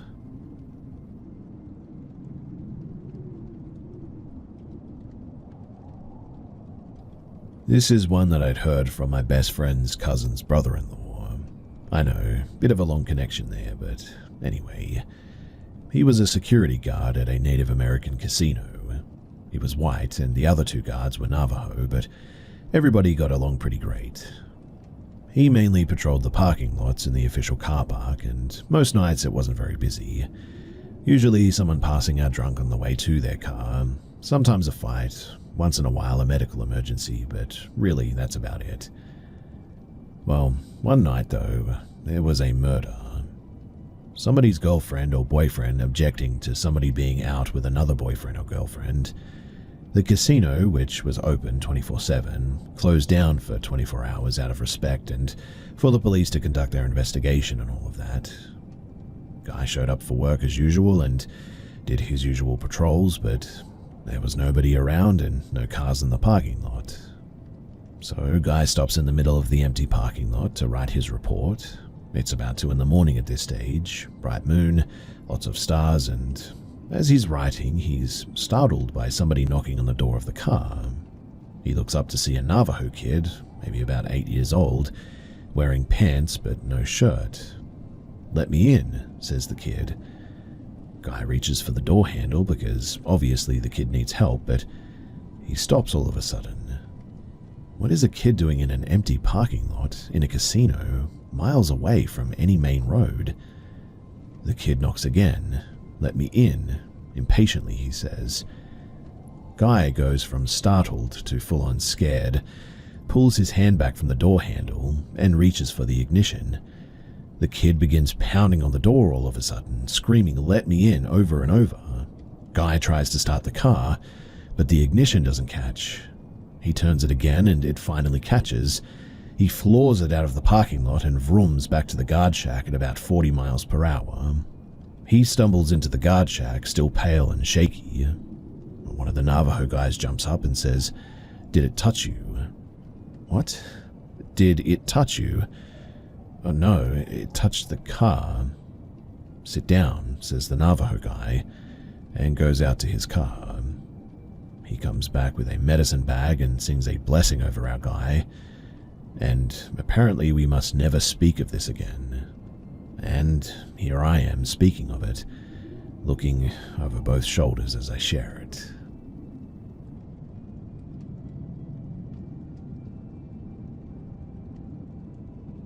So I've always been interested in the dark, creepy, weird paranormal stuff from a young age, and developed a love for horror films as well. I watched Child's Play and Night of the Living Dead as my first two horror films, and honestly I loved them. As I've gotten older, I started to branch out beyond horror films, and I watched paranormal stuff involving aliens, cryptids, demons, and general high strangeness, I guess. And while I've always been eager to learn new things about this field, I've never considered myself a believer. I want to see it to believe it, you know. So I call myself an open-minded skeptic. Now, I've lived at the same house most of my life, and there's been things over the years that have been odd, I guess, or weird, but never anything that I'd call proof of paranormal activity. Like swearing that you've seen a shadow move by you in the basement, hearing someone talking when you're home alone. The regular spooky stuff all hauntings have. But nothing ever really made it clear to me that my house was haunted and ghosts were real. That is, until an event a few years ago that scared the ever-living you-know-what out of me, because genuinely I have no idea how to explain it. So I live in Ohio, and July-August can bring miserable heat, and I have no central air, so open windows and fans were what we used. My mum was working third shift, 10 p.m. to 6 a.m., so it was me and my brother, and it was around 2 or 3 in the morning, and my brother was already in bed a couple of hours at this point. I was ready to go and hit the hay, so I started shutting off the lights around and checking the doors to make sure everything was locked. The entire main floor of my house was dark outside from the hall light. Now, to describe the layout of the house, the hallway has a sort of upper case to it. To my left is my mum's room, and to my right the kitchen, and behind me the living room and the dining room. Then there's the hallway, at the end of which to the left are the stairs leading to upstairs and my room. To the right is the bathroom, and going straight is our back porch. Now, to get a breeze, we had the porch door open at night when it was much cooler. I walked down the hallway with the hallway light as the only light source that I had. I got to the porch door to shut it, and immediately, in the darkness of the porch, something makes a sound that I can only compare to movies, like when somebody is running to an elevator as the doors are closing, and they're trying to get someone in the elevator to hold the door, a sort of mumbled, wait, no, no sort of thing. And this faceless audio was right there at the door as if trying to get me to leave the door open.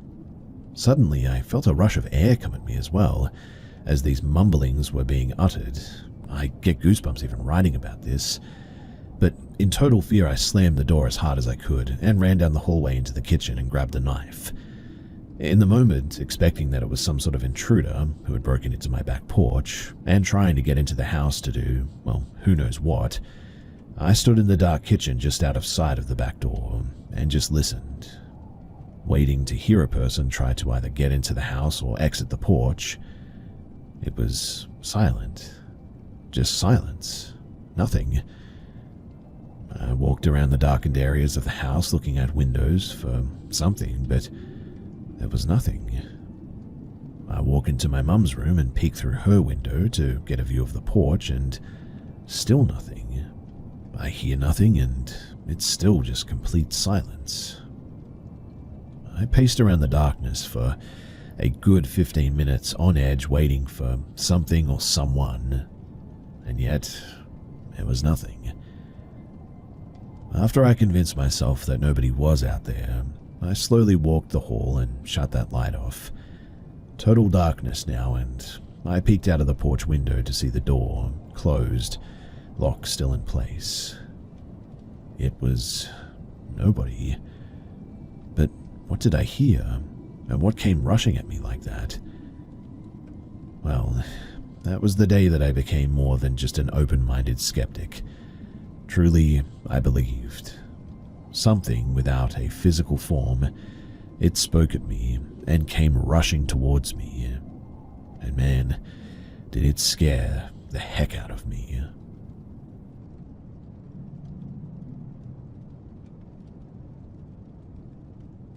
I work overnight shifts as a nurse, and I often take care of patients who are actively passing away. A large part of my work is to make sure that they're comfortable, clean, and that I monitor the patient to keep the family updated on their condition. I have to keep moving at night time, so I always help my nursing aides rotate and clean my patients. Besides, it allows me to keep close tabs on how my patients are doing. Now, last night, I was helping one of my techs, and we noticed the patient was starting to breathe much slower and was starting to have pauses, though not for very long. Estimating when someone is going to pass is never an exact science, but there are signals that I can report to the family that the patient is having signs indicating that they're likely going to be passing soon. So after we finished rotating the patient, I called the patient's family to pass on what I had seen. It's unfortunately a little after 1 a.m. when I call the priority contact, but after ringing twice it went to voicemail. I leave a message apologizing for the late call, explain who I am and why I'm calling, and leave a callback number. My tech and I are back in the patient's room again at 3 a.m. taking care of the patient, and now the patient's breathing is getting even more drawn out. Again, I call the patient's family and again leave a voicemail explaining how I felt the patient won't be around much longer. At 5 a.m. I go and sit in the patient's room to chart on my mobile computer and just listen to my fella breathe. Towards the end of my charting, I noticed that the patient's breathing had finally stopped. After doing a quick assessment, I called my tech into the room and we prepped the body for the family to come and visit, and I called the family again at maybe 6 a.m. to update them on their family members passing. This time, they answered the phone and came to the hospital right away as they lived pretty close.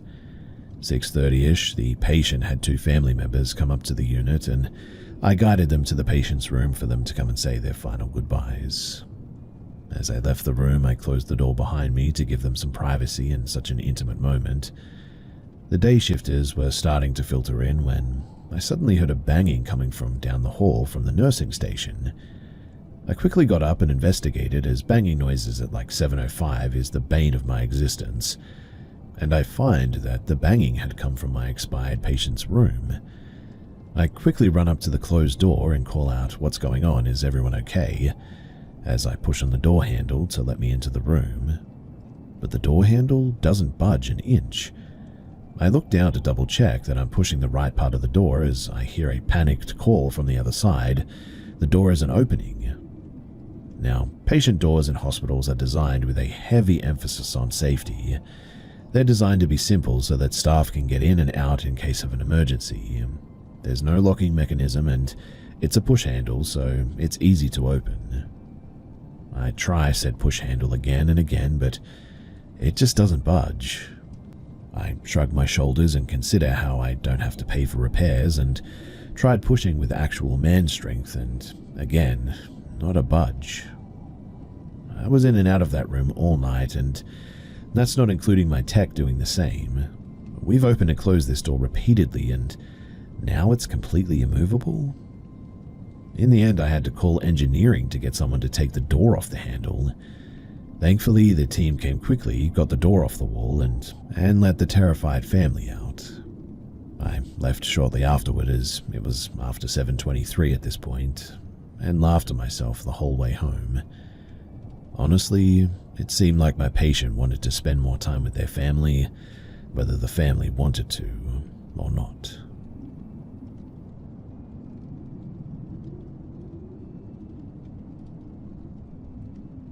Almost 40 years ago, I was a pupil at a boarding public school, a private school for non-British readers, in a rural part of the UK. The boarders lived in a vast, rambling, Victorian Gothic manor house near the main school, and the story was that the family who originally built it had gone bankrupt a few years after it was constructed, and it was sold to a lady who used a wheelchair.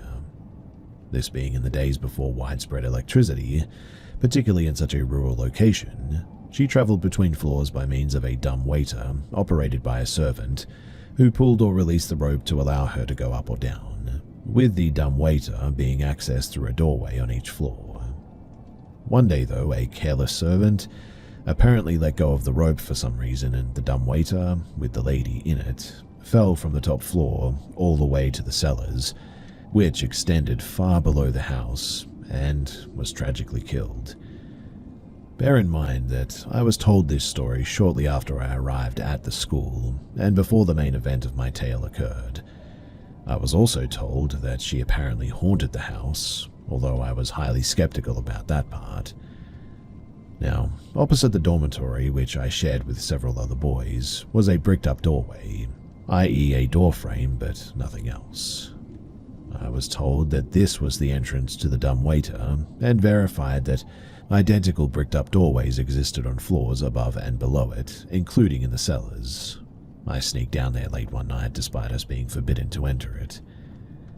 Now, about 11 o'clock one night, my roommates and I were in bed. Most were asleep, but I wasn't at this stage. The lights had been turned out by the staff a couple of hours before, and we were forbidden to talk after this took place. All was dark and silent, and as I lay there struggling to fall asleep, a very loud scream suddenly came from outside the door. I will swear until my dying day that it was an adult woman as well. A woman's scream sounds different from that of a girl or a man, and a scream of absolute pure terror. It only lasted a couple of seconds and then it faded away. My roommates, they were awakened by it, and I could hear the doors of other dormitories further down the corridor and on the floor above opening as people flooded out of their rooms to find out what was going on. Within a couple of minutes, the housemaster and several other teachers had also arrived on the scene and accused us of making the noise, issuing threats of severe punishment once the perpetrator was identified. And well, that never happened, of course.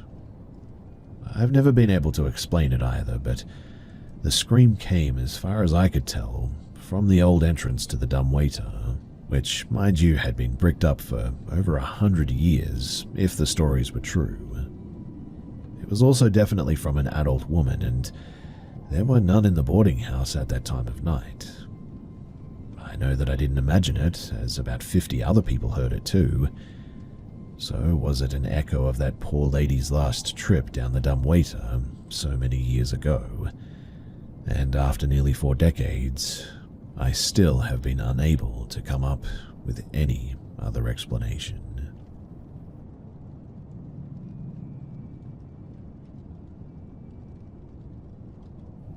So I've told a few close friends about this encounter, and they've all agreed that it was very weird. I thought that I would share it here too to see if anybody else has ever had any similar experiences. This happened roughly about 5 years ago. I was in my last year of university, and I was living in a shared house with 3 other students. This evening everyone in the house was out. It must have been winter, as I recall it not being that late in the day, but it was also completely dark outside by this stage. I got a message that evening from someone that I knew, asking if they could come over. To provide a little bit more context, the person who messaged me was an acquaintance at most, someone that I had briefly met on a night out and had a handful of conversations with. I must have told her at some point that I lived pretty close to the gym that we both went to, because she was either going to or from the gym, and it was pouring down, and was wondering if she could stop at mine until the rain cleared. It was a bit out of the blue, I'll admit, but it seemed like a relatively reasonable request, given that it was raining pretty heavy that evening. In any case, I told her that it was fine for her to come over, and to stay until the rain cleared. When she arrived, I was watching a film in my room, and as I wasn't expecting any company, I wasn't going to change my plans for that evening, so I told her that she could join me to finish watching the film if she wished. It started to get weird a short while after she sat down next to me, though. I vividly remember getting weird bursts of light filling my vision. Not faint specks, but bright white explosions suddenly clouding my entire view. They came and went pretty quickly, but I'd say it happened 3 to 4 times throughout that evening. I remember at the time trying not to think too much about it.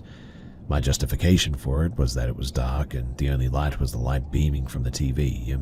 which means that some contrasting light flickers from the film must be playing with my vision or something.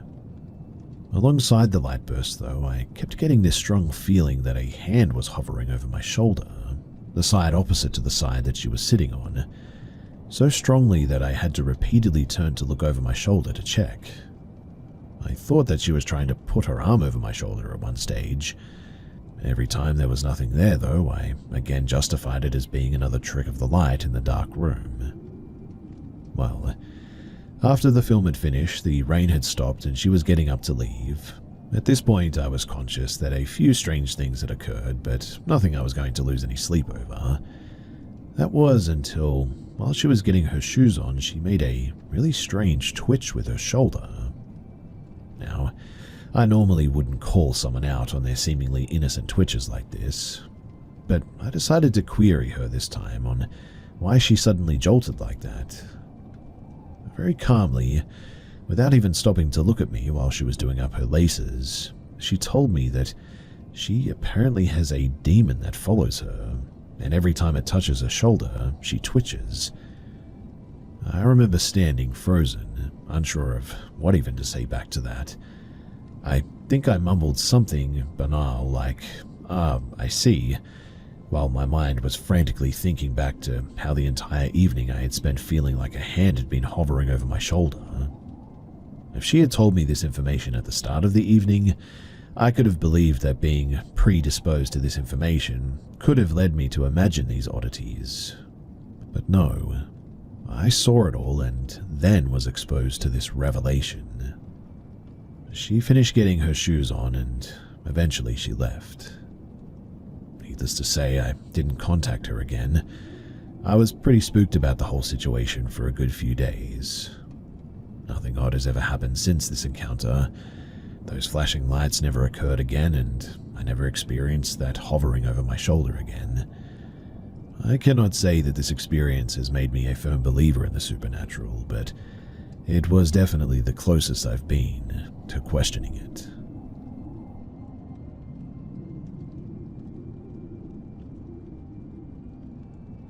I want to take you back to 2009. Our family, we had been looking for a new house for a while now, and near a busy highway stood this beautiful house.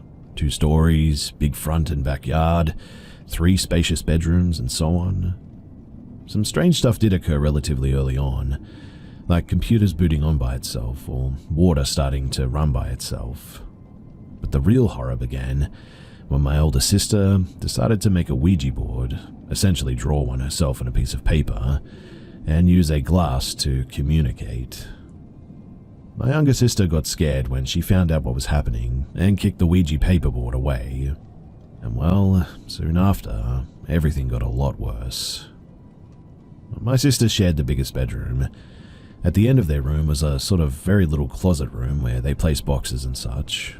The door was always closed, but it refused to stay closed after that. And I mean, no matter what, it kept opening. My dad eventually had grown annoyed of it, and he put something in between the door and the wall so that it would stay closed. At one point, everyone was in their bed, and I would hear the chairs downstairs sliding across the ground. I swear on everything, too, that everyone was in bed, as I was the last one to leave the living room. And not soon after, that same night, I would hear this awful sound, as if something was in the walls and flooring, just tearing it apart. It was so loud, and I remember hiding under my blankets because I was terrified. Another time, we were all in the living room, and my mum had some small figurines on the table. We were watching TV with the dog on the couch when suddenly, one of the figures goes flying across the room as if somebody had just thrown it. My mum jokingly said, Hey, no need to get aggressive." She and Dad always believed in the paranormal and just joked about it. One morning, my sister hysterically ran to my parents' room, and she swore that the eating utensils started moving by themselves. Our dog started becoming more wary and aggressive, not towards us but to furniture and doors, weirdly, especially the basement. At one point, my parents screamed at night and I went to check. They sat there in shock, I think, and I asked what was wrong, and they claimed that there stood a black figure in the corner of the room. Things kept happening too. We heard piano and violin sounds in the attic. We didn't own any instruments though. My parents at one point saw a black shadow move across the wall towards the window and disappear. My posters were ripped off of the wall on multiple occasions. Plushies in my sister's room would sometimes lay in a circle, and that caused my mum to call Dad hysterically. My dad told me recently that in that house, at one time he woke up with my mum's hand around his neck as she stared at him with a smile and was laughing silently before she just disappeared. My mum said that she often saw the figure, a humanoid fully black figure with a veil. She often had scratches and bite marks too. In winter of 2010, the boiler in the house broke and we just simply moved. Everything kept going wrong, and when we moved, I started getting attacks.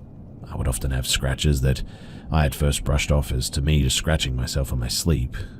But one time I came home and greeted my mum and made a hissing sound from pain. I lifted up my jacket and hoodie, and clear as day, there were 3 brand new scratch marks. They were on my hips, just bleeding. I remember at one point I put some coins on my bed. I don't remember why. I walked to the living room to ask my parents something, and as I turned around, I hear a sort of clanging noise, because one of the coins somehow got thrown towards me. Now, there's a lot more that I could go on with, but I'll stop here as I don't want this to get too long. Stuff like this still happens at times too, and unfortunately in 2012, my sister, middle child, passed away due to a brain hemorrhage. And weirdly, when she died, everything sort of calmed down a bit. Maybe she's protecting us or something? I really do hope so, but if you have any questions or want any additional stuff, then please do feel free to ask in the comments below. There's plenty more for me to talk about, but like I said, I'll leave it here.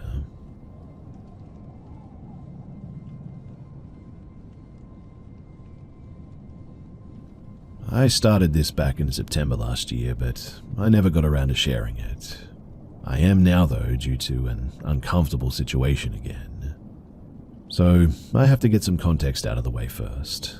Let me start off by saying that I live in an apartment complex by a golf course or country club on the edge of town. Since not many people live in this area, it can get pretty quiet at night too. The complex is built partially into a small hill at the end of the road, with my apartment being on the back corner of the building on the ground floor.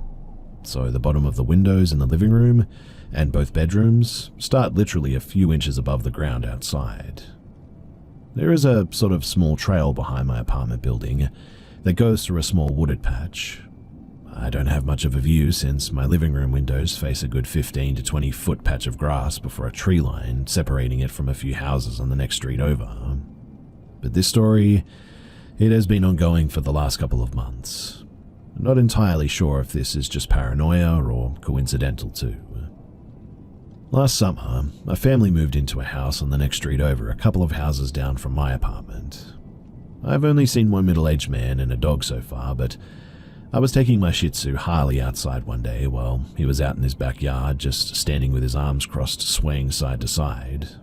It was sort of like an NPC character in 2000s video games waiting to be interacted with. The dumpster shed area is in view of his backyard too. We made eye contact, so I sort of awkwardly waved and then just looked at my phone while Harley did her business. But I could tell from my peripheral vision that he didn't look away from us. We have the same breed of dogs, so I just assumed that he was probably thinking of letting them meet sometime. But I wondered why he didn't have his dog outside with him at this moment. In the end, I just went back inside quickly after Harley was done. Now, my younger brother lives in the same complex as I do, but on the second floor, and he told me that every now and then he'd see that man take his dog out into his backyard, but cross the tree line into the complex yard. He would circle the building slowly, a little too close to the building before going back into his house. In September of last year, my boyfriend at the time and I split up. The night that I told him to leave, I went to a friend's house to vent. I didn't want to leave Harley home alone too long, so after about an hour or so, I came back to my apartment. I knocked out on the couch while I had a black screen rain sound video on YouTube on. I woke up at around 2 a.m. to Harley going absolutely crazy though, barking and growling. The other couch is right under the main window in my living room. Harley had climbed up the couch and was barking at the window between the curtains. I get up to get her down and to be quiet when my stomach dropped when I realized something. The curtains are on the thinner side and I can normally faintly see the streetlights from the next street over through the curtains. I started getting a little bit nervous, realizing that there was a black mass blocking some of the lights above where Harley was standing. I grabbed the remote to shut the TV off while I was getting closer to the window. The TV turns off in the sort of style of retro TVs where the picture sort of closes in on itself. When I turned it off, the flash animation on the TV illuminated the room briefly, and it was enough that I was able to make out the form of someone dressed in black or dark clothes, crouched down, looking into my window. In the flash, they probably saw me too because they ran away quickly. I picked up Harley and ran to the kitchen to grab a knife and went to my room and I locked the door. I texted my ex asking if he was outside of the window just then, and he replied no and asked what was happening. I didn't believe him though because he's never awake that late and told him that I was about to call the police, so to just tell me the truth and all that. But he told me that I should call them either way and sent me his live location showing that he was at his friend's house over an hour away. I called the police and let them know that I had seen someone outside of my window. They came and looked around, finding nothing obviously. An officer did tell me though that they would keep somebody in the area, so to just call back if anything else happened. Over the next couple of weeks around the same time, 2 or 3 a.m. each night, Harley would freak out at the window. By the time that I would get there, I couldn't see anyone outside though. Fast forward now to May of 2024. This last week I went through my storage closet and found some of my ex's things. I was out with some friends tonight when he came to pick them up. He ended up texting me to come home so that we could talk about something important. I get home and I notice that he has a sort of puzzled look on his face. I asked what couldn't have been just texted to me, and he told me that while he was loading his stuff in his truck, he took Harley out quick, and he was approached by an older lady that lives on the second floor. Now, the dumpster is at the end of the parking lot, and if you turn right, you'll face the side of the building in the general area outside of my living room window. There's a few big trees keeping the area back there pretty dark.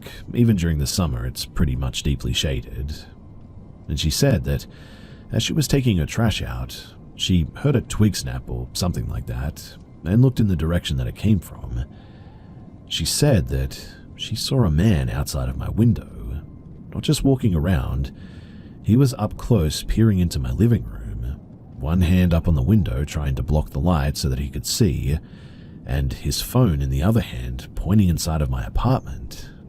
She yelled out asking him what the heck he was doing, but he just acted like he didn't hear her and walked away slowly in the opposite direction.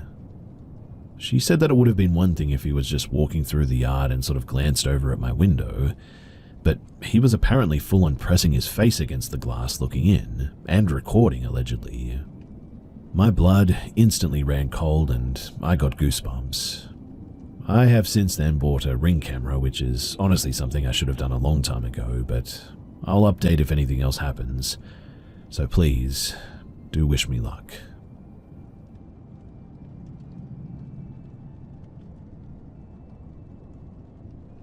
I was your typical kid growing up in a lower to middle class household. We had a decent older house in the suburbs, and Mum and Dad were always working. This was the 80s, so my brother and I were often home alone or over at a friend's house. Our parents, they were pretty negligent in many ways, but this is also sort of how things just were back then. Now, I remember knowing something was deeply, deeply wrong with our home as early as I could form memories or sense the world around me. I was afraid of ghosts and monsters under the bed or in my closet like every other kid. You know, things that obviously weren't real and just some primal monkey brain remnant that kids work through as they get older. But there was a distinct difference between these imagined monsters and the very real ones that I would encounter over the next few years. My mother's father was still alive when this all started. He bought me a blue and white fighter jet, which I hung from the ceiling in my bedroom, above my bed. Sometimes, wind would come in through the window and turn it a few spins counterclockwise. Then it would spin clockwise and come back to rest and be still. I remember observing just how it would eventually come to rest. It never spun much, but I like to imagine it screaming through the sky and sort of pew-pewing all over the place. Shortly after I installed this thing, I would sometimes wake up in the middle of the night for no reason. I wasn't scared or startled or really awake for any reason. I would stare up at the ceiling trying to go back to sleep. Every once in a while, the jet would spin and spin and spin faster and faster until it was a blur, all in the same direction. The first time it happened, I thought that it was really weird. By the fifth or sixth time, this became genuinely a terrifying event. Other times it would be spinning at warp speed and suddenly just stop abruptly, as if someone had grabbed it and held it in place. I have a memory of running out of my room screaming and crying over this. Grandpa, he died the next year. That jet meant more to me than it did before, obviously. I cherished this little treasure, but it was terrorizing me. And eventually, I just had to get rid of it. I was in first grade and walking to and from school with my friends. I had a house key, which wasn't unusual at the time. Downstairs, we had a living room with a TV and a couch. I remember coming home one of these days to watch cartoons. On my left side, there were slotted folding doors that hid the clothes washer and dryer. They always spooked me out for some reason, like there was someone in there sometimes sitting there just watching me. I never saw anyone or heard anything, but I could just never shake that feeling. In fact, I would often run by them. They were a source of fear for me, but I was already taking my own clothes out and putting them away, so it wasn't alien or unusual. It just very often felt like someone was behind there, just sort of watching me. I think I was actually watching Pinwheel or something similar on TV, maybe Lamb Chop, I don't know, but I remember sitting there once and the left door folded open abruptly, like someone tied a rope to it and a car outside and the car just suddenly took off. They weren't on wheels or anything, so this scared the daylights out of me. I cried to my parents about it. I was being a baby apparently, and it was nothing though. Until it wasn't. You see, one day I was sitting there and it opened and shut like this, over and over, just slamming. I wanted to run by to get out, but it wasn't safe because something kept slamming it open and slamming it shut. I almost want to say I heard laughter, but I don't know, I don't think I did. I was being terrorized though, and it stopped, and as I ran by it, it started up again, and it scared me half to death. I slammed the door behind me and instantly just ran upstairs. Things calmed down for a few months after that. I was in the second grade, Mrs. Tubman's homeroom. I'm a big boy now, and I don't get scared or pee in the bed over ghosts that aren't real anymore. I'm helping my older brother with yard work and delivering papers now. I'm quickly becoming fiercely independent at a young age. I get my own key and start walking home alone from school even. Now, we had a Raggedy Ann doll that sat on a rocking chair in one of the adjacent bedrooms. It always creeped me out, especially because it used to be in the attic where I'd see it every time that we got Christmas ornaments out. For some reason too, my parents, they brought it down and set it downstairs on this rocking chair. I came home one day to watch cartoons, and as I go to reach for the handle leading to the basement, the doorknob suddenly spins. Someone is on the other side holding it closed. Naturally, it must be my brother. He got out earlier than me, of course, and he was playing a trick. I tried opening the door, but it just wouldn't budge. It was unlocked or the knob wouldn't turn, so I pushed my shoulder into it because I knew I was stronger than him, but it still didn't open. I moved back to get some speed behind me and go to shoulder it again, but the door slowly opens as I'm about to hit it. In fact, I fly through the open door and stumble into the room with that doll sitting there instead. and to my abject horror, the rocking chair is moving back and forth. The doll is just a doll, obviously, but it was as if a person was sitting there. I scream, run out, and I make it halfway up the stairs. I'm losing my mind. I mean, this can't be real. And in the end, my parents told me that it wasn't real, and they made me go to the school counselor and coach me to swear that it wasn't real, that I was brave. I deliver newspapers and I do yard work. I'm a big boy, so it can't be real. I go back down eventually and peek my head around the corner. The doll is now sitting there facing me with its back against the arm, and the chair is still rocking at the same mathematical, rhythmic, and predictable speed. It's just the wind, though, I say. My parents had told me this.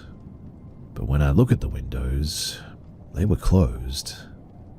At this, I completely lose it. I run out, make it up half of the stairs to the front door landing.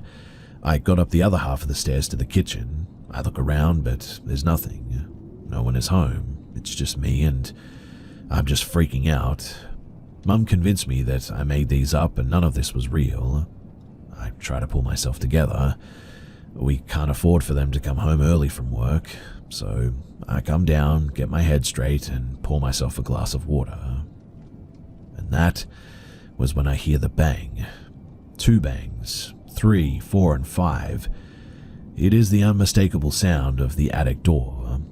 You pull a cord and the stairs fall out and down and you climb up the hole in the ceiling, except you can slightly pull it to a certain length and let the cord go and it will still slam. I know too exactly what it is and why it is making that noise, but I just cannot believe it.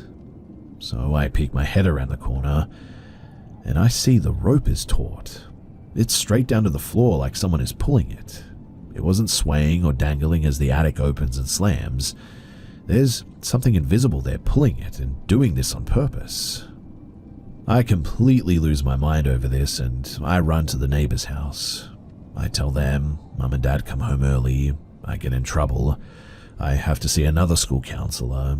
Tim, I think, this time, but he had soft curly black hair and he's pleasant enough, but my parents tell me to tell him that it's not real. I refuse though.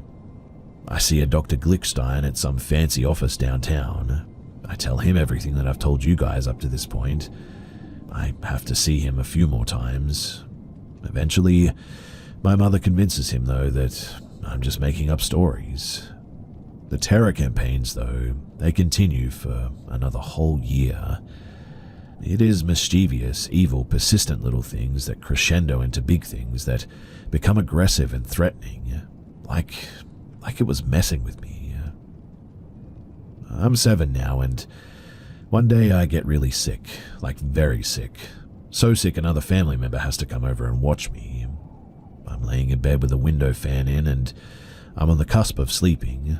I'm praying to God and asking Grandpa for help, and I just can't do this anymore. When I see a little golden tornado-looking thing come in from the outside, through the window fan into my floor.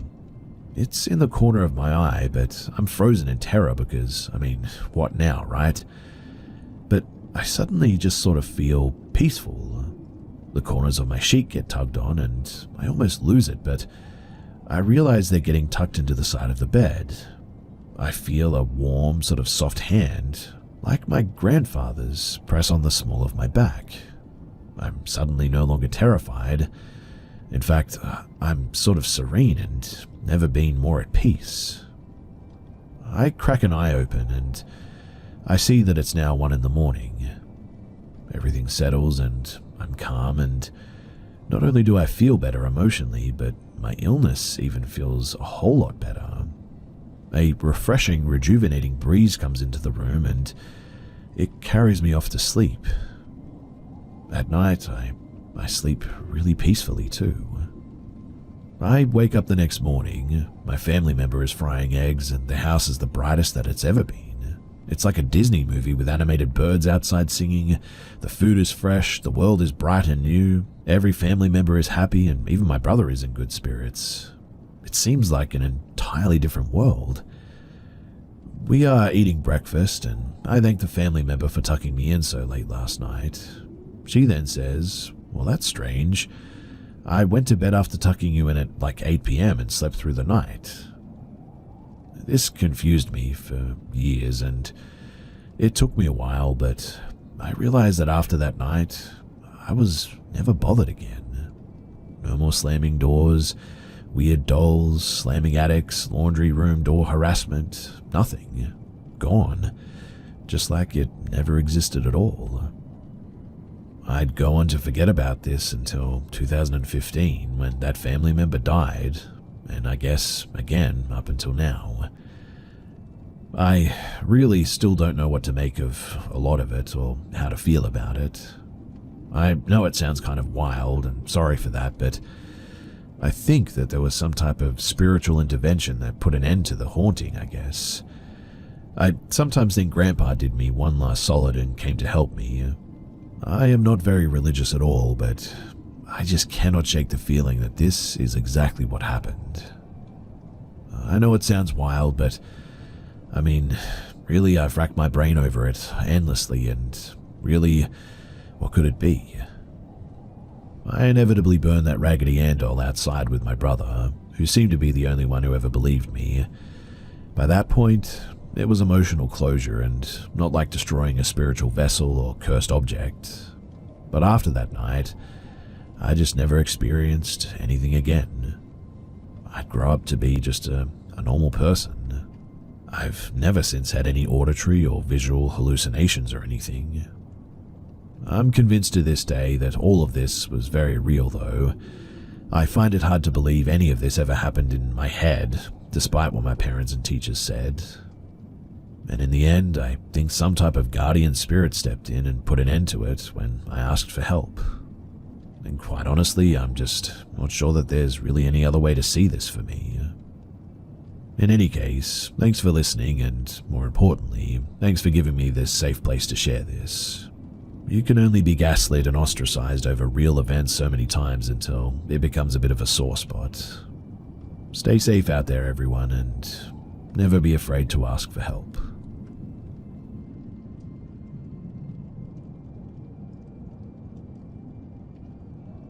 So I've got a hobby carpentry shop, furniture, bows, canoes, etc. I don't know, it keeps me out of the bar, but a local guy at my shotgun range has a furniture restoration business too. We got to talking one day, and he said that he had decades of abandoned material, stuff where people dropped it off and decided it wasn't worth paying to chemically strip and refinish, sort of thing. Basically, Buddy has heaps of milled hardwood, taking up space, and he would be happy to give it to me for free. He's a bit of a weird guy, I'll admit. Sort of quiet and just had a keep-to-himself thing going on mostly. He didn't typically do small talk, but occasionally he restored some people's gun stocks, so he was known about the place.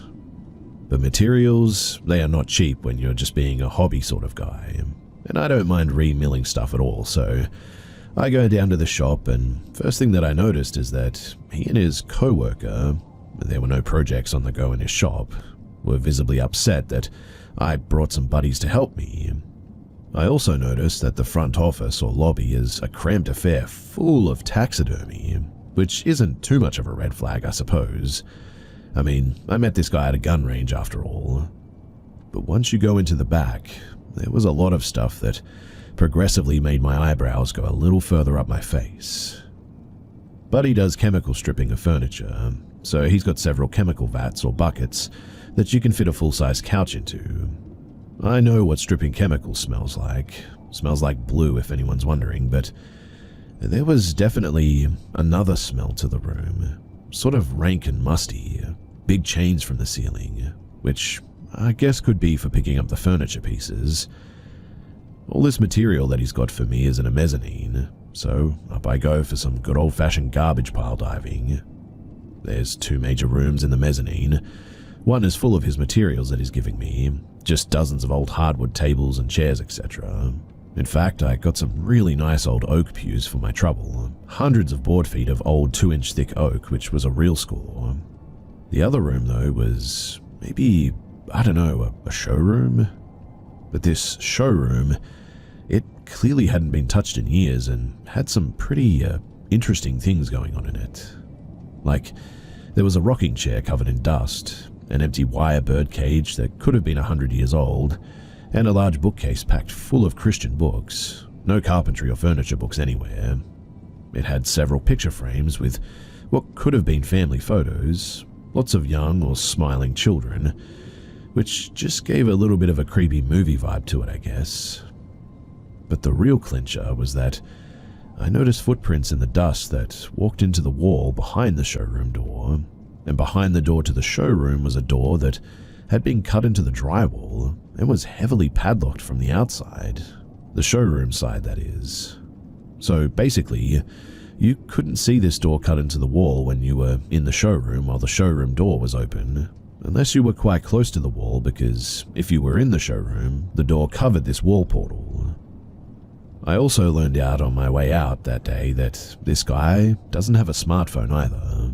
Instead, he's got a no GPS phone, a creepy-looking dusty grandmother's suit full of heavily religious literature, and a secret room in the wall locked from the outside, and massive chemical vats in his workshop that smell a little bit organic, and was really grumpy that I didn't show up alone. He did still let me loot his garbage pile though, which I was thankful for, but still. I scored big that day, I'll admit. Probably took home enough stuff to mill into about 7 or 10k worth of hardwood boards, but I was really, really glad that I went there with 2 other people to help me load material that day. We made Buffalo Bill jokes the whole way home, and I haven't seen him since. He hasn't been to the range in 2 years now, which is sort of odd too, but I don't know.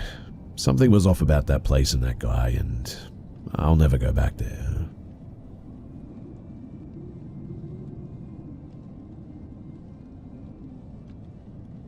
So, Julia and I are both women in our early 20s, and we were out camping in a remote area of Montana that isn't super popular, but it's fairly popular amongst locals who camp a lot like we do. Which meant that it wasn't super unusual when we saw a group of 3 guys who looked to be a little bit older than us drive past our camp about an hour and a half after we set up our chairs and table. We just assumed that they were searching for a good spot to camp too.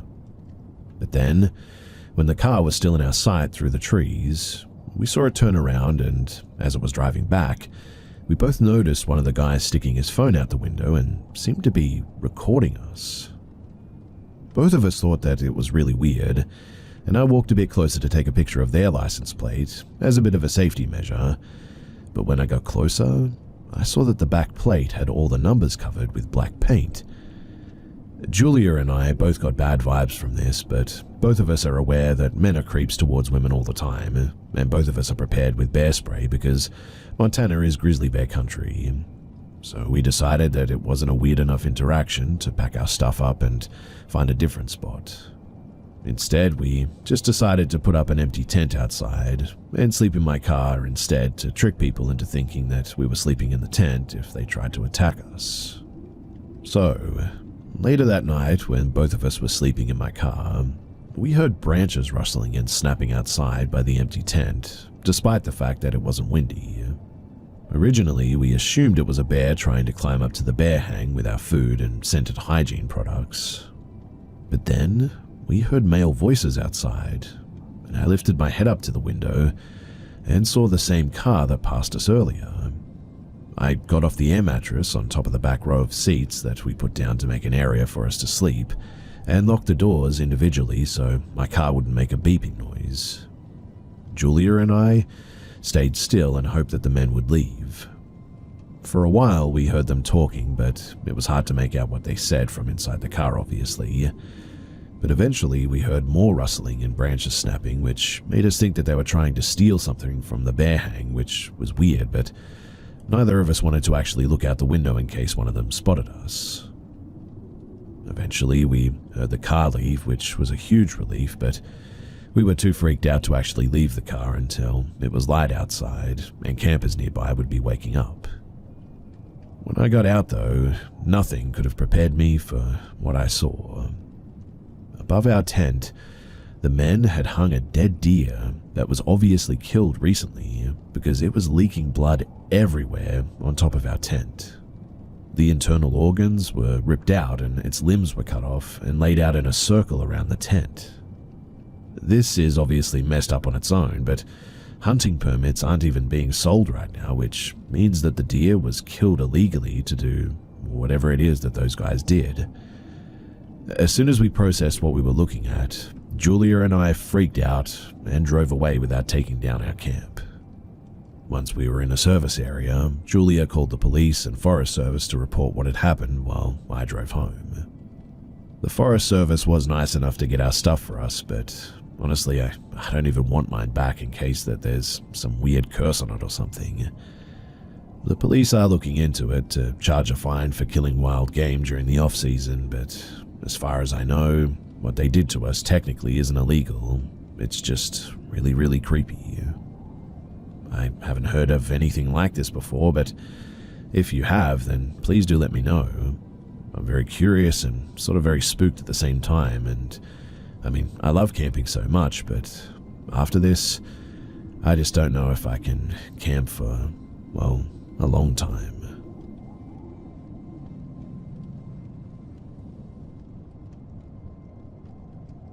I would like to preface this by stating that the following is not creative writing by any means.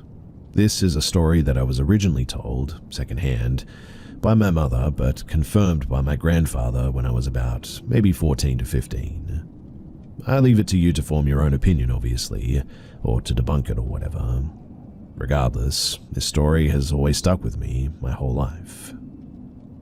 So, a bit of background. My grandfather passed away back in 2013 from cancer, but in his lifetime, he was a decent guy who helped a lot of people in various ways. After he met my grandmother, they both joined the army and they served in Japanese-based US army hospitals during the Vietnam conflict, helping to save a lot of people. After his time with the army, he also joined the Air Force for a stint. This all helped him to get his nursing degree and became an anesthetician. After the Air Force, he became a clergyman at their church, and years later, he would become a Russian Orthodox priest. For over 40 years, he served as a priest too, and by the way, just for reference, in most sects of Orthodox Christianity, they allow clergy to marry unless they were a bishop or higher. My grandfather, though, was the sort of priest that the archdiocese would call up and say, "Father, we have these people in Alabama, they're believers, but they have no church in like 100 miles that they can attend. Will you go there and help organize something?"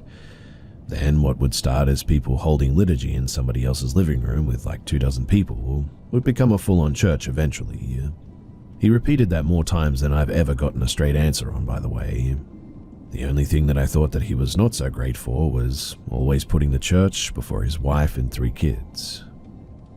Anyway, it was the mid-70s, and my grandfather had moved my mum, my aunt, and my grandmother to New Jersey to help one of these struggling churches that were without a priest. My mum, she was about 5 or 6 at that time, and she remembers this point in time pretty well too. One day, my grandfather was contacted by his bishop, who told him that his assistance was needed with something very serious. He told my grandfather that there is this young girl, 17 years old. She's a gypsy, and her family brought her to the monastery claiming that she was apparently possessed. The monks there tell me that they believe this to be serious too. Will you go there to help them? Now, my grandfather had been a priest for several years by that point, but understand that most priests who serve their entire lives are never asked to help exorcise a demon. Actually, the Roman Catholics require special permission from the Vatican to perform any exorcism rites. But he agreed without knowing what he was walking into. The story that I was told about the girl was that her name was Juliana and her family were gypsies or travelers. She had come from a family that was heavily involved in occult practices, which shouldn't surprise anyone familiar with that culture. But Juliana was married to a man from another family in their clan. I don't know much about him besides that he was a bit older than her, and he also practiced a lot of magic. Juliana's family started becoming concerned when she started acting different. She was very moody, aggressive, wrathful in fact, and just straight up mean. As time went on, her fits would get worse and she would scream hurtful things at people for being asked simple things. But the family was terrified when the caravan that they lived in would rattle, rise up off the ground a few feet, and drop to the ground, and even on many occasions seeing things fly off the wall or out of cupboards and break against the wall.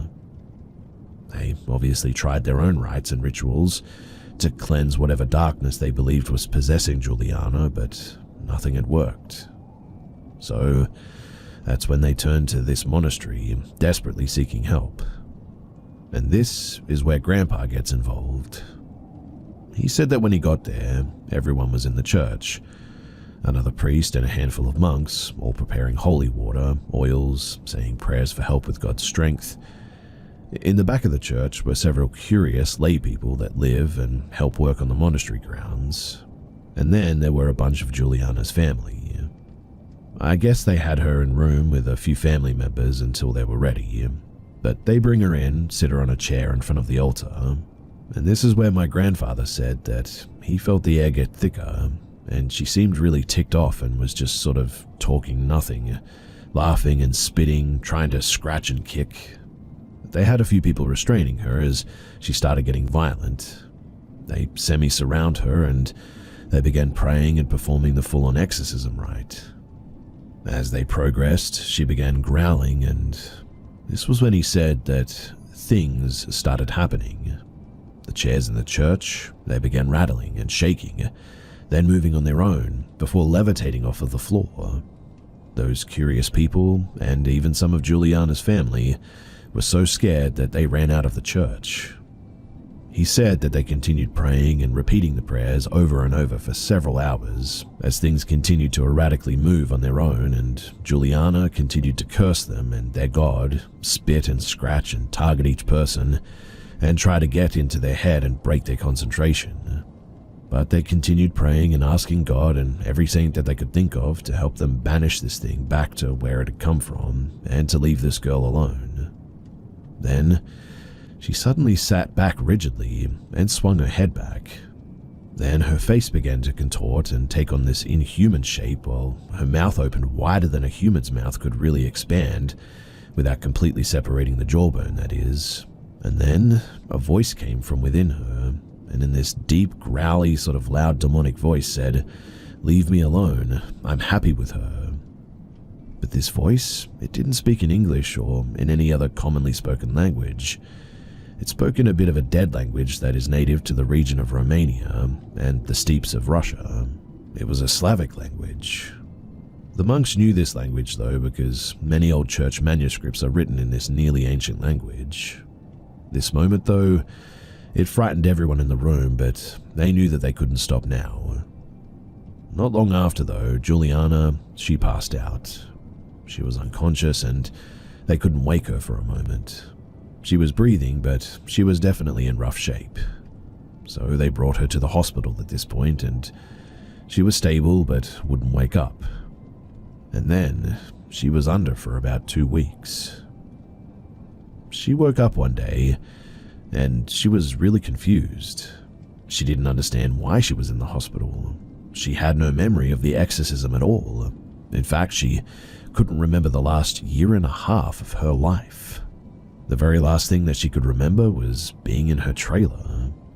She said, "I was sitting at the table while my husband slept in our bed when I noticed something from the corner of my eye. I turned and I see my husband sleeping on his back, but there was this black cloud that was flowing out of his mouth and hovering above him in bed. And before I could scream, this black cloud rushed at me and, well, now I'm here." I think my grandfather was changed forever after that night. My mum tells me that she was 7 or so at the time, and she remembers that her father didn't speak for at least a couple of weeks, and he wore this sort of somber look on his face. He would move on eventually, but it definitely had a lasting impression. My mum says that he didn't tell her the story until she was a teenager, and he was trying to warn her off of dabbling in the occult, as you never know what you're inviting in. My grandfather, he wasn't the kind of guy that liked to make up stories at all. Actually, he liked to call people out for embellishment a lot. He usually didn't have a lot to say too, unless you asked him about something. He was a very intelligent man though, and read a lot. He also traveled across the US and had been to various countries over his lifetime. He served in 2 branches of the military and had a career as a medical professional, and I'd say that he has some level of credibility at least. In spite of the fact too that I come from a religious family and growing up I went to church pretty regularly, I am not a religious person by any means. I've studied a good number of various belief systems and I don't subscribe to any single one. So this isn't like a Christian rant or trash-talking gypsies or whatever. I actually have a lot of respect for their heritage, but I just wanted to share a paranormal story that would never be heard if it wasn't for this platform. And so I now hand it over to you guys for any comments, questions, opinions, theories, and also any well thought out jokes.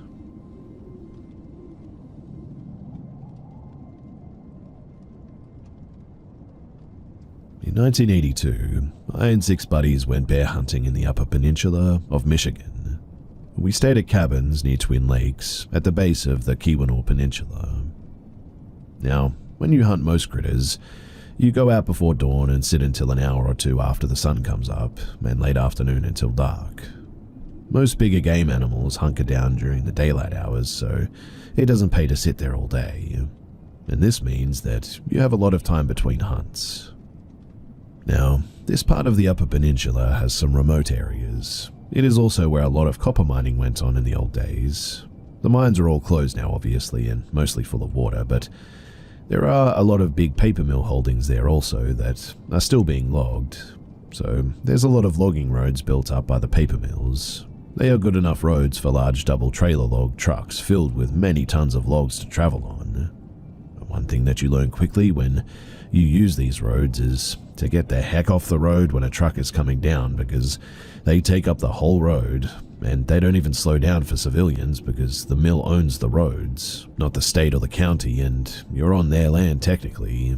But as long as you don't get in their way, then they don't care. Most of the bridges across streams or rivers just consist of huge piles of large rocks with smaller gravel on top of the road. These things look like dams, to be honest, but because of the large bottom rocks, the water can flow through the bridge. Genuinely, it's a pretty cool thing to see. We spent a lot of time driving and exploring those logging roads too. On one particular day, we went down a new road that led to an actual state park at the bottom of Misery Bay on Lake Superior. It's a park maintained by the state on paper mill property. There are several very rustic sort of campsites at the park, and we spent most of the time at the park and just messing around on the beach, really. At about noon, we headed back down a different road. It's around this time, too, that you see a lot of small shacks that usually have smoke coming out of the chimneys. They're apparently used by the loggers, I think. We eventually ended up way out in the wilderness with no signs of logging or logging trucks anywhere. It's a bit like driving in a tunnel, in fact, because the trees come together over the road here. But after a long while, we came into a clear area, and then around a bend, we came upon what we thought was a small town. The road basically went right down a main street, and as we drove through the place, it became apparent that there were no people to be seen. We came to a building that was kind of a store, I guess, so we stopped there. The store was completely empty. Looking in the dusty windows, you could see that it had been empty for a long time. We walked around the main street, checking out the houses. A lot of them were in pretty good repair, but they were completely deserted. Dust on the floors had been undisturbed for many years, and there were no signs of foot traffic anywhere. We eventually got back into the trucks and moved on. We were all pretty intrigued by the town, but we didn't go into any of the houses because, well, it just sort of looked like the owners might actually come back at any point. The main street, it went up a pretty big hill, and at the top of the hill was a large building that was obviously some kind of industrial use building, covered in that old sort of galvanized corrugated metal sheeting. We stopped at the building and found an opening in the siding. The inside of the building was wide open and it was very tall, like 30 to 40 feet tall, with a lot of supporting steelwork. Everything was pretty rusty and obviously hadn't been touched in many years. There were large windows with no glass, just sort of open to the outside high up in the walls that allowed the sun to light it up pretty well inside. At the center of the place, there was a large hole in the floor though, like 15 to 20 feet square. We peered down into the opening and it was a really deep and dark hole. Somebody dropped a stone down the hole, and it was a long time before you could hear a faint splash of water. So we dropped another stone, and we had a couple of those old Casio watches with a stopwatch function, so we dropped the rock and timed it to the splash. And it took almost exactly 10 seconds. There were no guardrails, mind you, or safety measures of any kind here, and it was pretty scary thinking about falling into that deep black hole. There was also some old equipment left there that looked to be like turn-of-the-century type stuff. We assumed it was a closed copper mine, but the whole time we were exploring, we had two 35mm film cameras taking a lot of pictures. This was 30 years before cell phones and 35 to 40 before smartphones. After exploring the place for a while, we decided that it was time to get going because we only had a few hours before dark. Now, after miles of running down those unmarked roads, we eventually made it back to the cabins. We all went to our hunting spots, and after it got dark, we all headed back to the local bar where we usually went to get something to eat. One of the guys asked the lady bartender if she knew anything about that shutdown mine and abandoned town, and she got a kind of funny look on her face and went to the kitchen pass-through window and said, "Hey Dave, these guys went and visited Peterson." We all looked at each other like, what the heck is she talking about? The kitchen door opened up, and then a cook apparently called Dave came out, dressed in typical bar cook clothes. Dave came over and said, "What did you see in Peterson?" We said, first of all, we never saw a sign with a name on it, but it was just an abandoned town and pretty decent looking buildings, and a closed down copper mine up on the hill. Dave then said, "Yep, that's Peterson. Some people see signs going into town and some don't. The thing is that there never was a Peterson. It never existed." We were like, "What are you talking about? I mean, we were there, looked into the buildings, dropped rocks down the empty mine shaft, and even took many pictures." Dave then said, "Yep, you and many other people. But if you try to return, I guarantee you won't find it." We were like, "What? We know the road that we took. We could get back there easily, man." And he said, "Go ahead and try. You won't find it." Dave also asked if we by any chance dropped a rock in the hole and timed it to the bottom. And yes, actually we did, and it took almost exactly 10 seconds like we said. Dave then said, "I did too, and I looked it up. A falling rock, or anything really, falls about 400 feet in 10 seconds. He then said that Peterson is a real ghost town. The whole place is a real ghost town, he said. He said that he was there and saw the same things years ago.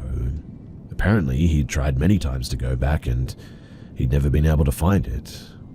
Him and a lot of other people who lived in this area and know it like the backs of their hands have seen it once and once only, never being able to find it again."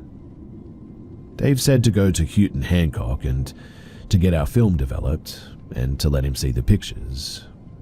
So the next day we decided to take off from hunting and go up to town and get the film developed.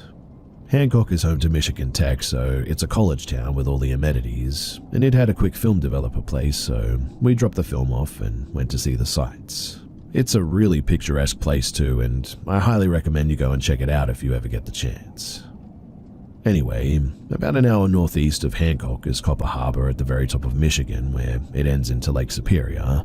It's a really cool place, and when we got back to Hancock, we were dying to see the pictures, so we went and got the film and tore open the envelopes. There were a lot of pictures, beautiful pictures, but weirdly, not a single picture of Peterson. We were thinking, hold up, wait a minute, this is impossible.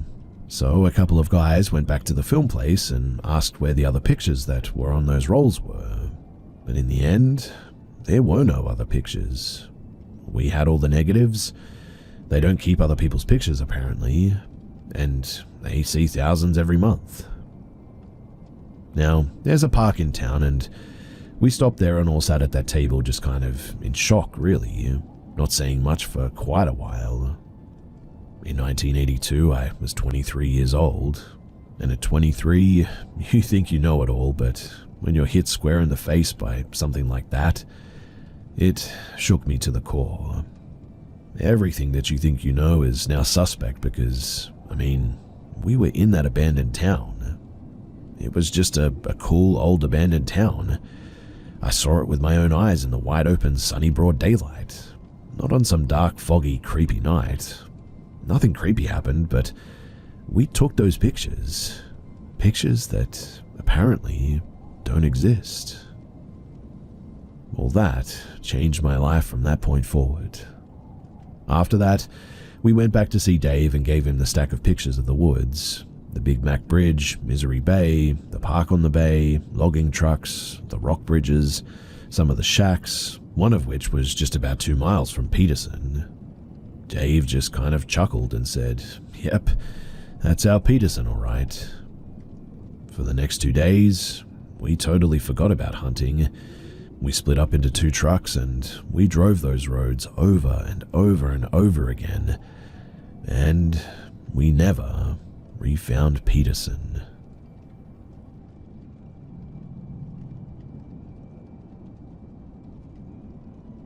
Years ago, I was in rehab for drug addiction. I did 5 months in rehab, then 6 months of sober living following that. This occurred the last few weeks of being in rehab before going to sober living. Now, I met hundreds of addicts. In fact, new people would come and go on a daily basis. A lot of these people were much worse off than others, and everyone was in for different things.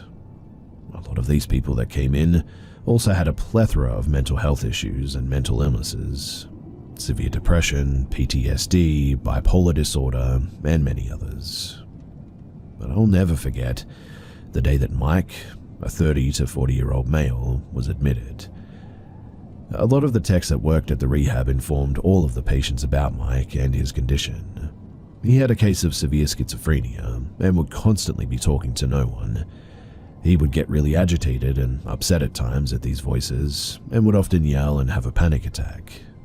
It was very sad, to be honest, and it wasn't like this would happen sometimes. This was ongoing, like a 24/7 problem that, unfortunately, Mike had to deal with. The rehab was situated in an old motel-like complex, except it was much, much nicer, like a fancy hotel. Girls across the street in identical buildings.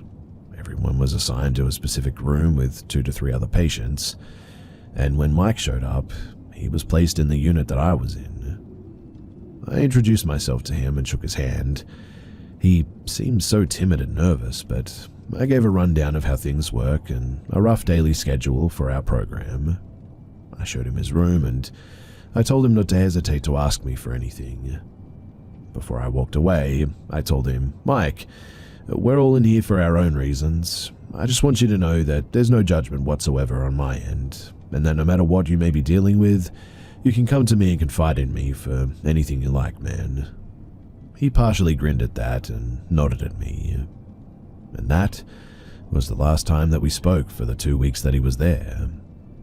Now, that evening, I was watching TV in the living room of our unit when I heard him start aggressively talking to himself. The strange thing is that it literally sounded like he was having a legit conversation. I heard him say, "Don't say that, shut up."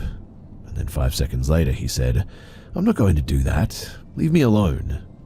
And then a few seconds after that, "Get out of here." This was expected because I was informed of his condition, but hearing him have an episode the first time made me feel, well, really bad for him. But then, things took a very odd turn over the following days.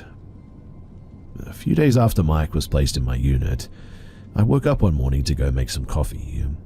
I was in the kitchen, and Mike's room was down the hallway. I was pulling out a coffee filter when I heard clear as day, "What are you doing?" I turned around expecting to see Mike, but no one was there. Then I hear Mike all the way from the room scream, "Ah, get out of here."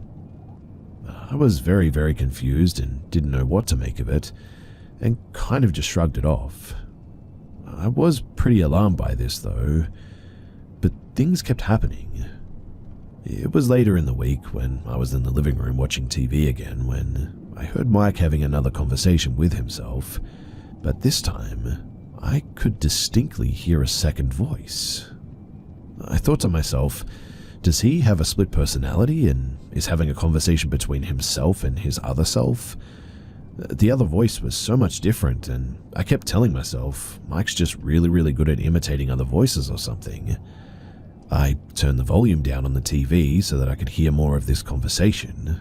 Mike says, "I told you no, I'm not going to do that. Leave me alone, please." The other voice responds, "Just go and do what I tell you. It's for the best."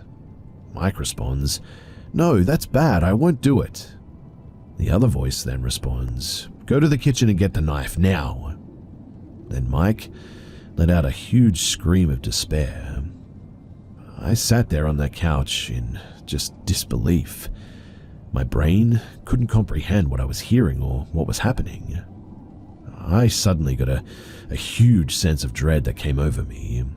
I got up and started making my way to his door to check on him, and as I got closer, the conversation was becoming much more audible and clear to hear.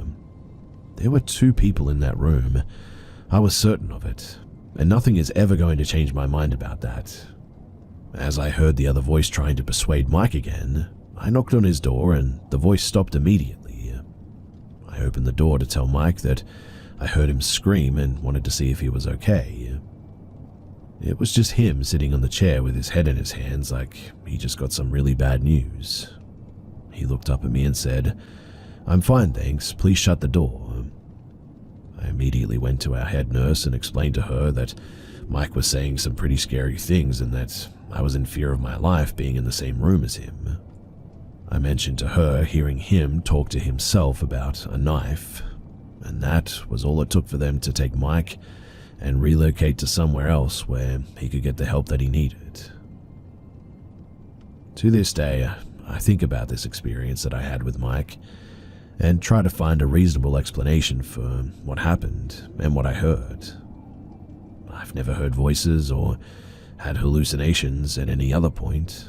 I've been clean of drugs for years now, but this was just an experience that I had that has made me question reality and everything.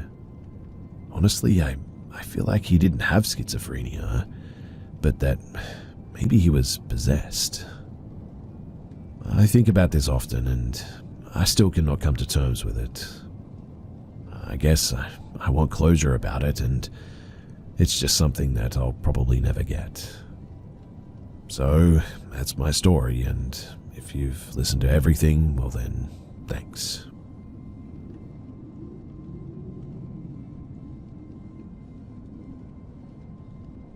This is probably the weirdest paranormal or unexplainable experience that I've had. Other than feeling someone poke their finger in my back when laying on my side in the bed, this one pretty much tops it. I work swing shifts, so when I get home from work, everyone is usually asleep. I usually watch some TV to unwind before going to bed, and because of that, I always make sure the bedroom doors are closed so I don't wake up my wife and kids. Now, when I got home one evening, I noticed the master bedroom door was closed but not latched, so I figured that should be fine. But a few minutes later, I hear psst coming from the master bedroom. I look and now the door is ajar enough to stick your head out. I figured the wife is feeling frisky, so I jump up and walk into the bedroom.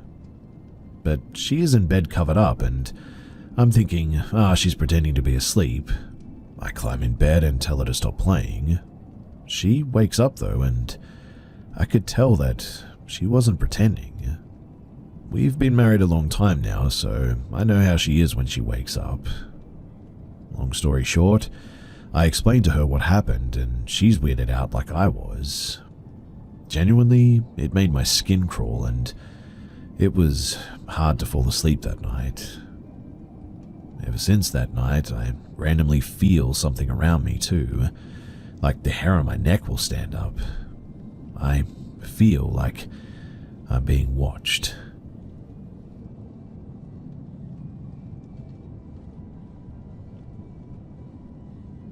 I don't believe in ghosts, and if I saw someone that I don't know and trust, like on TV for example, telling a ghost story, then I always struggle to believe them. That being said, I had an experience when I was around 10 years old that I'd like to share with you guys. This was in approximately 2003.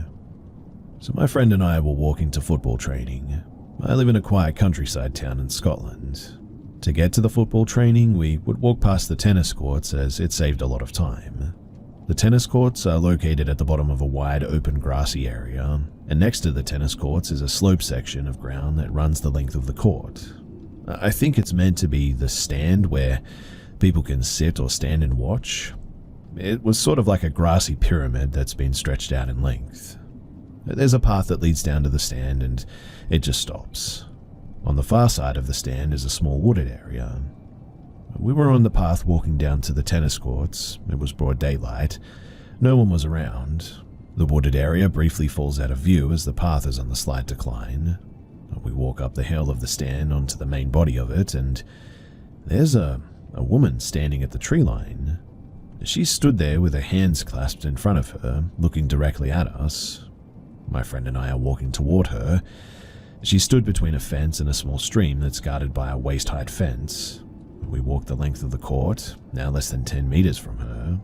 She hasn't moved. She's just continued to stand and stare. We turn at the bottom of the court now with our back to her. We haven't said a word, but we looked at each other and we just ran. The woman was grey in appearance, but wasn't transparent or anything. She looked like a real person, but she was sort of uniform color, washed out looking, clothes included. It's a bit hard to describe. But she didn't move once, and I don't mean that she just stood still. She didn't move at all. She was three-dimensional for sure, but it was like she was a cutout that had been placed there almost. That's how still she was. My first thought too wasn't that it was actually a ghost. It was only afterward did we realize that might have actually just happened. There is nowhere that this woman could have come from, mind you. There are 2-meter fences blocking everywhere apart from the far side entrance to the tennis court and the approach that we used to get there. The far side entrance line of sight is never broken either.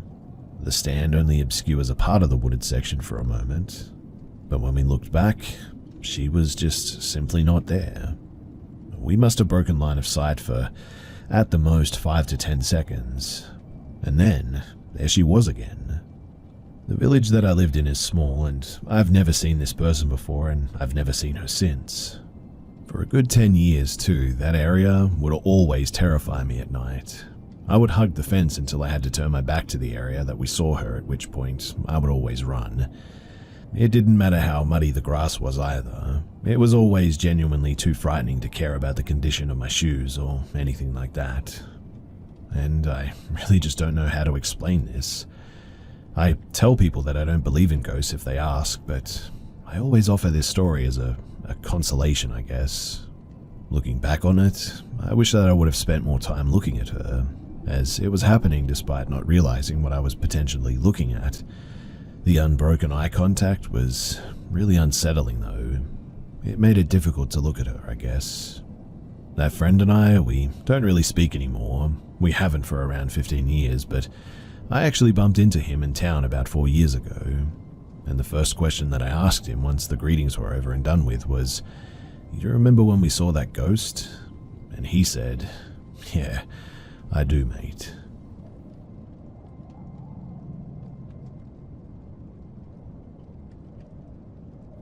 So my childhood home was almost undeniably haunted, but not in the scary Hollywood trope style. More just other people or things sharing our living space and actually being quite helpful. Stuff such as when we were looking for a toy or a certain piece of clothing, we would hear a noise and then find what we were looking for in that direction. My mum was big into spirituality and duality, and we were always taught to be respectful of the unknown and it wouldn't bother us. However, there was one area in that house that just felt off for some reason. The kitchen was black and white alternating tile apart from the bottom left corner where, for some reason, 3 black tiles had been placed next to each other, and for some reason anybody that stepped on these tiles immediately experienced nausea and loss of balance. So much so that my dad installed a grab rail by the door. Now, one of my earliest memories was of being around 6 and following Mum around the kitchen, just generally being an annoying kid.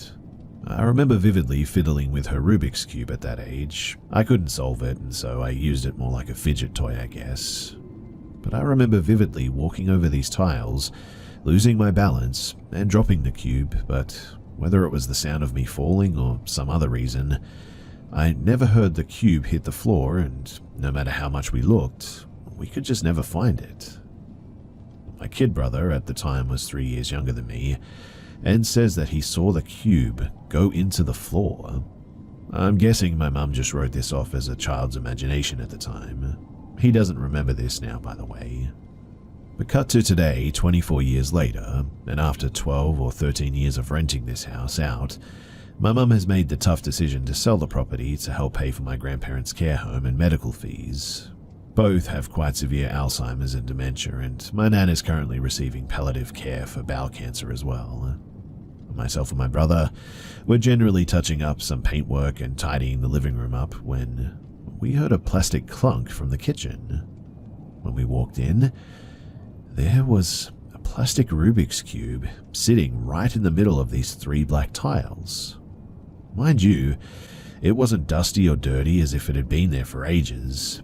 It was clean and freezing cold to the touch, covered in what I can only guess was condensation.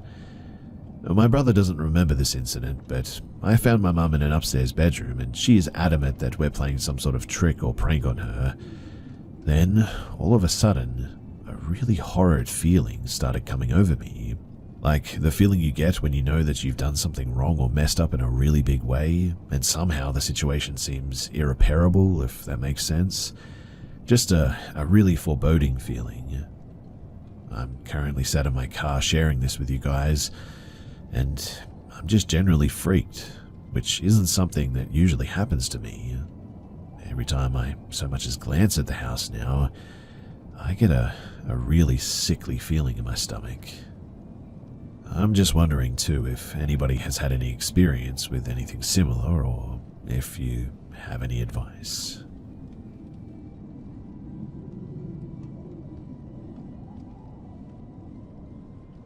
This happened about a month ago. For a bit of background, me, my cousin, and my brother took classes over the summer at a local college.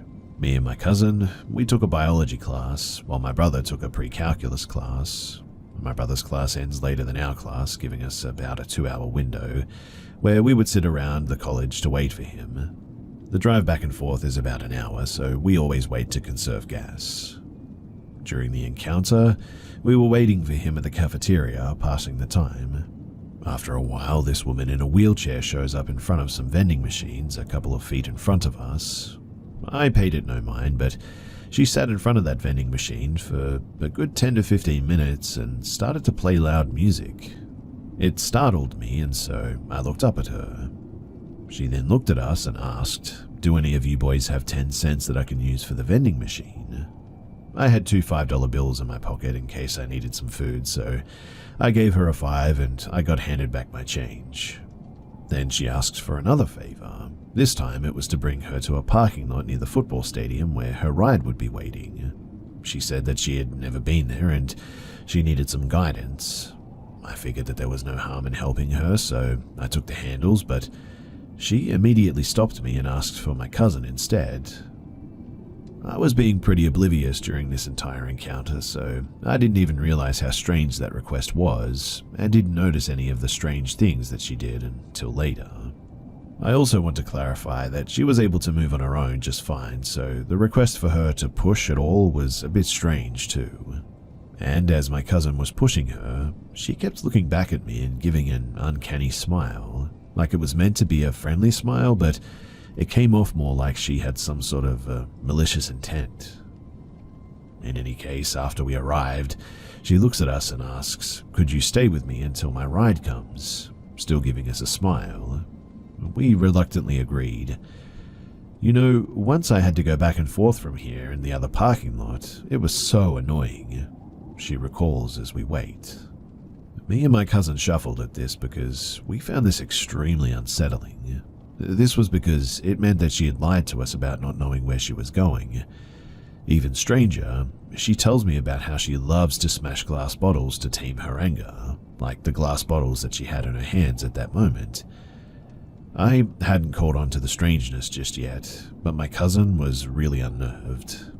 He was trying to discreetly point out that no cameras were around, and that not many people were around, but I didn't catch much of it. At some points while we were waiting, also this one car would keep circling the parking lot. We asked if it was her ride, but she told us that her ride was a van apparently. At that time, our ride came, so we just apologized and left. Now, we've told many other people about this story, and they all agree that she was acting pretty strange. Later, I realized how it seemed like she was trying hard to be friendly, how anxious she seemed, and how many of the things that she said just didn't match up and seemed off as well. The main thing, though, that fueled me seeing this as odd was the fact that according to my cousin and his sibling, me and my brother's other cousin, there was an email sent out warning people about a potential human trafficking scheme caught on campus. I couldn't confirm the validity of it because me and my brother aren't actually enrolled into the school and therefore don't get messages about anything going on around campus, and my cousin has been known to play stupid jokes like that.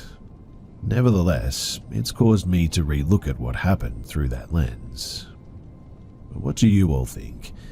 Do you think that I'm just being paranoid, or did she actually have bad intentions? Also, I should mention too that the email about the potential human trafficking ring had described someone who looked eerily similar to that woman that we walked to that location, being the very front man of that operation.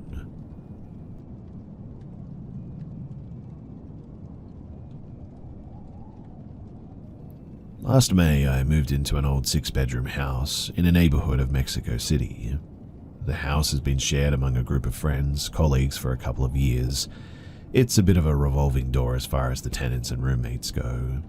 Several of these people have shared creepy stories about the house. Most of the stories lacked any meaningful detail, I guess you could say, like the window rattled or something like that.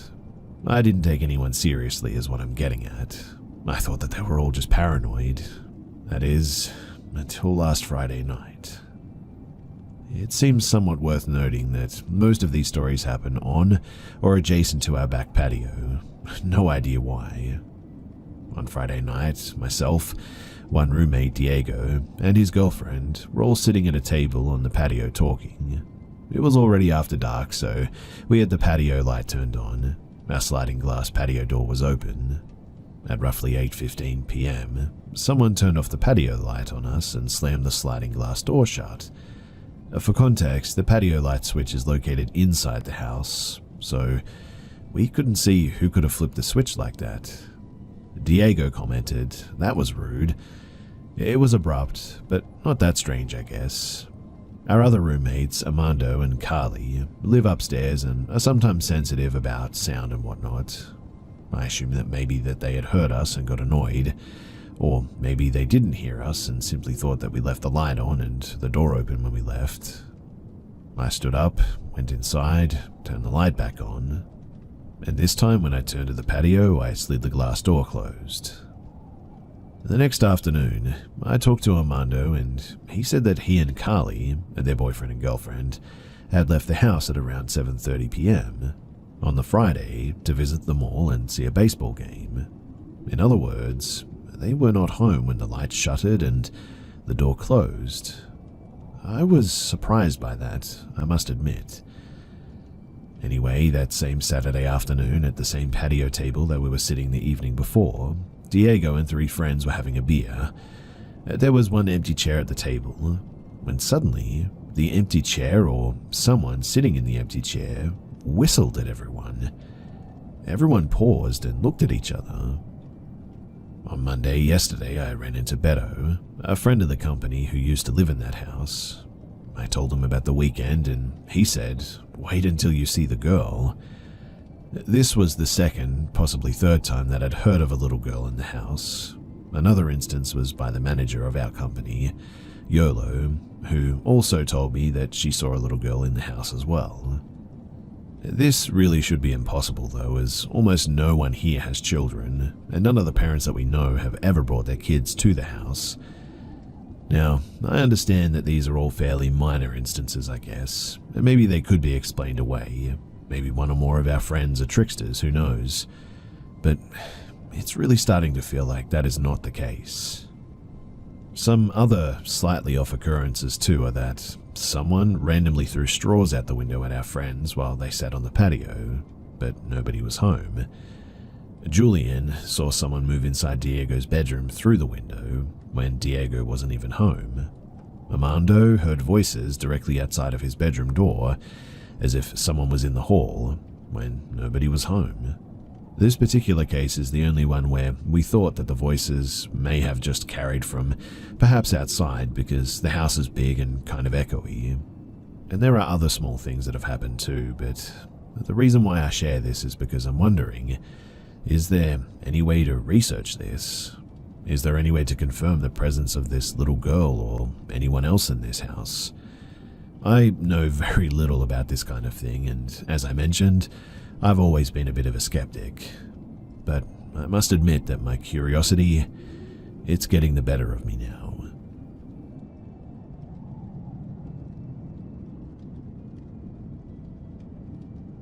When I was in basic training for the army, I was in a barracks that I honestly believed was haunted. The main experience that I had that makes me believe this was what happened one night while I was on fire guard.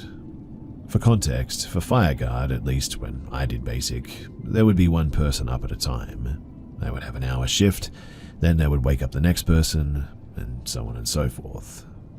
Some of the other people were saying that they had paranormal experiences too at this time, where they had seen, heard lockers being slammed shut when nobody was awake, and they heard clothes hangers moving in closed lockers as well. They would also say that they felt like they were being watched. I hadn't seen anything myself, so I just brushed it off, at least until this one night. So I was on fire guard from 2 a.m. to 3 a.m. I was just doing what I needed to do and cleaning. All of a sudden, though, I hear a locker slam shut. I was in the bathroom area at the time. I walked out to see what was going on. I assumed someone was awake, but nobody was. I go back to the bathroom area and finish my work. I then go back to the desk that is towards the entrance of the barracks. As I'm sitting there, I feel like I'm being watched. I try to ignore it when suddenly I hear what sounds like clothes hangers moving in one of the lockers that were beside me. Nobody was there, mind you.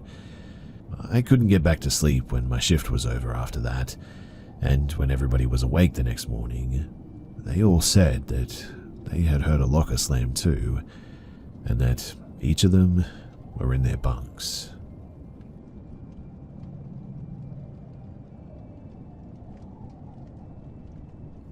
Two or three times a year, we vacation in a cabin in the wilderness. Me, my wife, and our 3 young children and 2 dogs. I'm no stranger to the wild and have made a lot of multiple day and week solo trips in national parks and even in the Arctic Circle.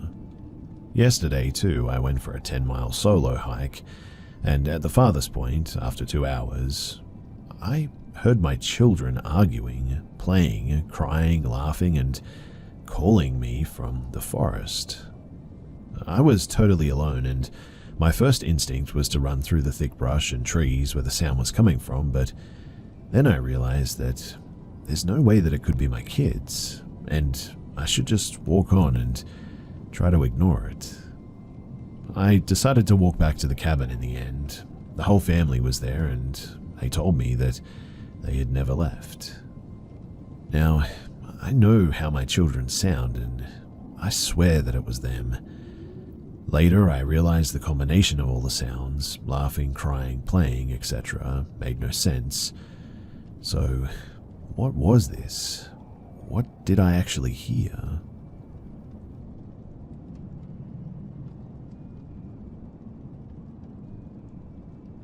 This past spring, my husband and I went to Acadia National Park in Maine. There are tons of cabins to rent surrounding the historic town.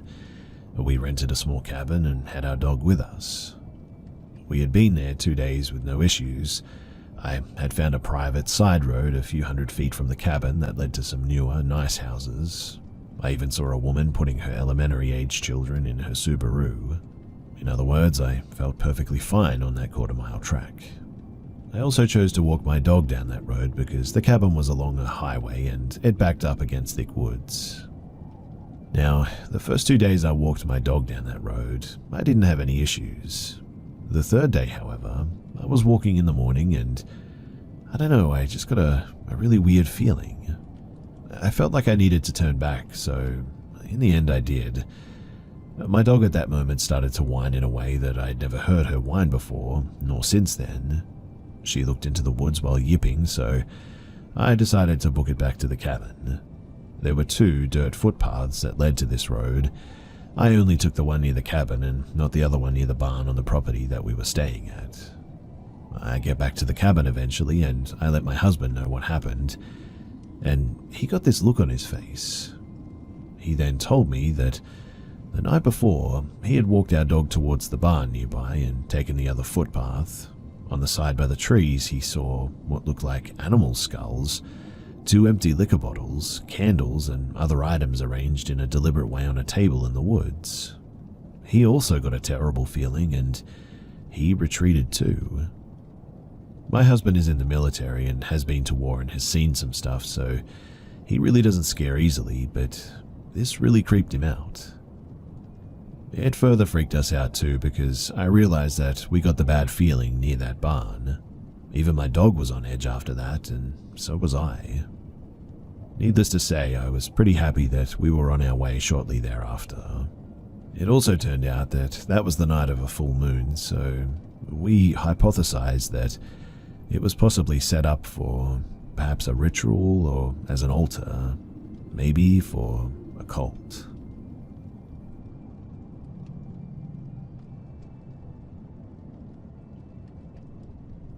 I've been thinking about this for years, and to be honest, I'm still baffled. So when I was a child, maybe 11, I lived near the river in Pulaski County on very private land. It was one road, no walkthroughs, fenced off. Behind our property was a river, and we could walk to it, but anyone trying to access the property would have to boat or swim in, stumble through the woods, stumble through a large garden that we had, and a larger yard with huge floodlights that were motion sensing. In front of the house was more dense woods and our private road, one way in, one way out, more porch lights, and at the end of that road was a steel gate. So I was maybe 9 or 10, and I wanted to catch fireflies that evening. My mum said okay, gave me a mason jar, and I went to leave and told my mum that I was turning off the front porch light to see them better. She said that that was okay, but not to go to the tree line. So I was out there for maybe 6 or 7 fireflies worth when I started to see something odd. There was a strange light hanging in between some trees. It didn't move, didn't turn, shake, rotate, or anything. I stared at it for a while, fascinated and scared, but trying to puzzle out what it was. It looked to be a ball and not a beam, and was definitely well defined. I was starting to get past my fascination, and I began to get a bit scared. Then another appeared further in the trees, maybe 5 feet further back. They were literally just hanging there in the air, single balls of light, clearly defined. I decided that enough was enough, and I ran to the house. My parents said that I was hysterical enough to warrant a rifle search of the property, and my mum called the police, who came out. In the end, though, nobody found anything. No evidence of a fire, lanterns hung in the trees, or a joke. Nothing. I already knew that it was neither, but I hoped someone would figure it out in the end. But I was in deep trouble with my dad, who told me that I was making up nonsense, and I got the belt that evening and was put on a diet of stacking wood for the winter that my dad was splitting, housework, etc. That was obviously no fun, but the reason why I'm sharing this is, does anyone have any idea of what this could have been?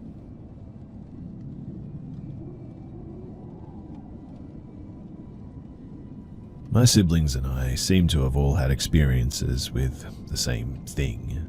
But my sister and I have only caught a glimpse, but My brothers have gotten a good look many times. The spirit has a stereotypical horror movie look, I guess you could say. It appears as a pale woman, average height, thin, with long dark hair down to at least her waist. Her hair is dirty, oily, down to the ends, so it almost looks wet. She wears a white dress or gown, also very dirty and yellowed. Her feet are dirty too, and she seems to always appear barefoot. Her skin is sickly white and really veiny. I only saw her once and got the impression that she was ill, like physically deceased or whatever. My brother is the only one of us who's seen her face. He says anytime that he's seen her, she's looking right at him, usually standing over him when he's laying down or looming behind him, smiling excessively like she means to taunt him. He woke up to see her standing beside his bed most nights for a year or maybe even more than that. He says that she made him too scared to move, that she was smiling but looked like she hated him. I think he said that she whispered something to that effect to him before too. He even saw her in the backseat of his car once and almost crashed. I've only seen her once in a dream. In the dream, I'm standing in the bedroom the three of us had to share in the small apartment that we moved into right after our parents divorced. It's dark in the room, but I can see the lamp in the living room is on, so I walk to it. Standing in the living room, I see that the light is on in the kitchen. The kitchen had a bar over the countertop and a row of cabinets drilled into the ceiling, so they made a long, narrow window. The woman was suspended in the air, laying flat like on a bed. The first thing that I saw was her oily hair dangling. Then I noticed the backs of her arms and hands. Her dress was hanging from her, the backs of her calves and the dirty black heels of her feet. She was high enough off the ground that the upper cabinets blocked everything else. The dream had an uncomfortable feeling though, like I had wandered in and was seeing something that I wasn't supposed to. I remember being afraid of her and wanting to leave before she noticed me. Then I woke up and that was it. My brother and I were swapping ghost stories a few years later though, and I told him about it. He'd never mentioned his experiences with the woman to me before that, and spilled it all after. I asked why he'd never brought her up, and he said that seeing her made him feel crazy. He felt relieved, in fact, when he heard that I had seen her too. We then called my sister up and asked if she had ever seen anything in many places that we lived in as kids, making a point not to share what we had talked about. She eventually told us that she'd seen the dark silhouette of a woman with long hair in a light-colored dress one night watching her from the hallway of the apartment in my dream, the divorce apartment. She and my brother were both awake for their experiences. My sister experienced sleep paralysis too for the first time in the divorce apartment. She never saw anything when this happened, just felt something malevolent in the room with her. Her sleep paralysis continued on to my grandmother's apartment, who they moved in with after I got married and moved away. That's where, and around the time that my brother started to see her, she tormented him for a long time as well. I didn't have my dream until some years after she stopped, and he hasn't seen her since. But I think about this a lot and wonder sometimes about what exactly she is, how long she followed us around, why she was so bold and aggressive with my brother but not my sister and I, and also why she stopped. For my brother's sake though, I'm glad that she did.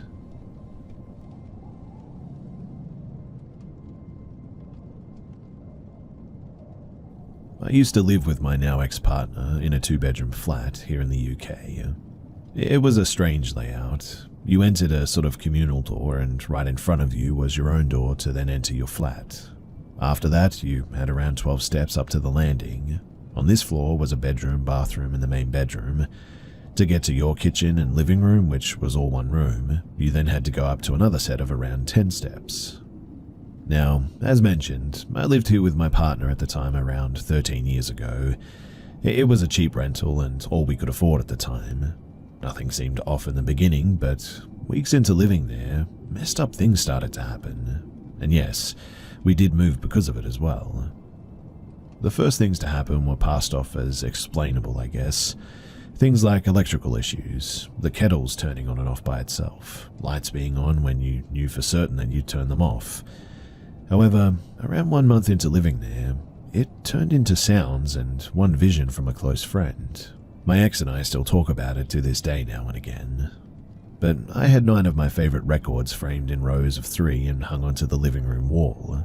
As they were all collectibles, I ensured that they were placed firmly to nails that I had drilled in the wall. One day I was lying on the sofa and the next minute, one of the records flew across the living room floor. I jumped and picked it up, expecting to see that the ridge was broken and it simply dropped. But it didn't. Not only that too, but it didn't drop directly below where you would expect it to. But it was now at the other side of the living room. I tried to be rational, maybe out of fear I guess, and didn't automatically jump to assuming that it was a ghost, so I passed it off. Looking back now, this ghost liked to throw things. After this though, a few days passed. My partner and I were standing in the open kitchen chatting and putting shopping away. The next minute, very clearly, footsteps came running up the stairs. Fast footsteps that sounded like they were going to barge in and attack us or tell us seriously important news or something. This all happened in seconds, so we really didn't have time to do anything apart from stand there and wait to see who it was. Maybe an intruder? A friend or a drunk person? But no one had a key to our place, apart from the 2 of us and the landlord. But in the end, nobody appeared. We both looked at each other in disbelief, and I went to the stairs and all our windows were closed. Our flat door was locked from the inside. This, though, was the start of me either thinking that we were both going crazy or spirits were real.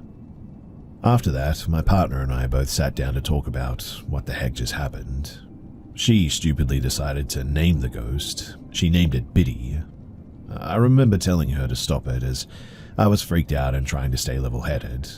She laughed at me and said aloud something along the lines of, "All right, Biddy, cut it out, you weirdo," and scoffed. I tutted and went to bed in a foul mood as the event had really creeped me out, as I couldn't explain what the heck just happened. For the next few weeks, things were really quiet though. I started to relax again by telling myself that maybe the flat next to us had the same creaky step and the walls let in a sound. We decided that weekend to have a friend come to stay overnight and have a movie night. That friend's name was C, and this is when things really heated up. I should reference at this point that my partner and I were in a same-sex relationship. We're both female and the mutual friend that we had over is also female. We watched Spice World, 90s Kids and all that, and went to bed. C stayed in the spare room, which was on the same level as our bedroom. My partner and I were settling down in bed when C BBM'd me, instant message like WhatsApp, around 20 minutes later, and asked if we were okay and why one of us were pacing back and forth in the bathroom. Now, from the spare bedroom, if you looked out the window, you would be able to see the translucent bathroom window. I messaged back saying that nobody was in the bathroom. The next minute, C came running into our room crying and shouting that there's somebody in there. I ran out and kicked open the bathroom door, which was already half open. But when I did, nobody was there. I checked upstairs, the windows, and to ensure our front door was locked. Everything was really as it should be. I didn't know what to do, so again I tried to be rational and calm her, saying that maybe it was just a shadow from outside or something. The 3 of us had a cigarette and sat up in our bed talking about what she had seen and discussed the other strange happenings in the flat. The more we talked too, the more I knew that this just wasn't normal. My partner said, "Get lost to Biddy, you're not wanted here." I told her once more to stop it. I didn't like naming it. I think making a joke out of it relaxed her, I guess. I mean, what else do normal day-to-day people do in a situation like this anyway? The next morning came and we said goodbye to C and that we would catch up with her the following weekend. There were days in that flat in hindsight which were sunny and bright, and other days that something just always felt off, like a heavy feeling in the air that's hard to describe. Some time had passed though, I can't be sure how long exactly, but I'd assume another couple of weeks. Not much happened, but we had another friend from Scotland come to stay with us for the weekend. I remember asking my partner should we tell her about the recent events, and she said no, it would only freak her out and she wouldn't stay. Plus, really, we had no solid evidence that we had a ghost. I agreed that it was probably a good idea to just keep it quiet. I didn't like to think about it more than I needed to anyway. And this friend's name was N. That weekend, my partner, N, and I ordered Chinese food and had a couple of drinks. Our friend C also decided to join us, but I had texted her previously saying not to mention Biddy. She told me that she wouldn't, and right enough, she never mentioned the name again. But as we were all eating our food and chatting, I totally forgot that I didn't actually hoover the back bedroom where C and N were going to share the bed for the night. Everyone told me not to worry, but I felt like I needed to give it a quick hoover anyway and tidy it up before they used it. I told them to give me 10 minutes and I'd be back with them. I went into the spare room to lift the hoover when I swear to you that my senses just told me that something was off. It was as if the room turned quieter, then almost like silence itself. I stood still listening to my surroundings when I heard what I can only describe as a sort of gurgling sound, like the noise that you'd hear when someone was choking on a lot of water. It was coming directly from behind me as if it were right up behind my back. And man, as I share this, boy do I get goosebumps on my arms. I was too afraid to move, wanting to run out of the room, but physically unable to. I must have stood there with this gurgling in my ears for around 30 seconds, which honestly seemed like a lifetime, before I had the courage to turn around. I turned around and there was nothing there, but a wisp of like cool air passed through me. My heart felt like it was going to fall out of my chest. It was beating that loudly. I ran up the stairs to where everybody was, and my partner could tell by my face that something had happened. She put a cigarette out, grabbed my arm, and brought me down into our bedroom. She asked if I was okay, and I told her what had just happened. Now, although she was only 5'3", she was fierce. She marched into the spare bedroom, and she just cursed Biddy out loud. I cannot remember the exact names that she called her, but it wasn't nice. I told her to tell our friends that I wasn't feeling well and that I was going to bed early. I just needed to be alone, and believe it or not, sitting with company sounded worse than being afraid by myself. So I stayed in bed and started to Google search other properties where we could maybe afford to rent. I didn't tell my partner at the time. I mean, what if she thought that I was just being ridiculous? But knowing that there were other places that we could afford really reassured me. My partner came to bed that night as C and N shared the back room. My partner asked if I was okay, and I muttered that I was, and we all went to sleep. The rest of the night and morning was, well, pretty uneventful. But another few weeks went on, and again things were semi-quiet and tolerable. I seemed to cope with minor things happening like lights and that kettle switching on and off by itself all the time. Even during these times, I found myself making stupid comments about how Biddy just loved a good cup of tea. Looking back, it was as if Biddy controlled us almost. She told us when it was okay to laugh, and she told us when she was mad and didn't want her there. But as this story comes to an end, I'll tell you the final happening, which this was the moment that made us pack up and leave. So my partner and I got into bed like most other nights, lay chatting on our phones for a bit, and eventually we went to sleep. Beside our dresser was my acoustic guitar, which sat tilted back in its guitar stand, with the clip across the neck of the guitar itself to hold it in place. The only way to get the guitar out is to release that clip too. During the night though, we were awoken to the crashing sound of my acoustic guitar when it hit the other side of the bedroom wall. As we both jumped up, there it was, lying with the hum of the strings. It bounced off the ground. I immediately started shaking and crying as my partner switched the lights on. The clip from the guitar stand was open, and I remember saying, "I don't want to stay here anymore. I don't want to be here anymore," as I cried.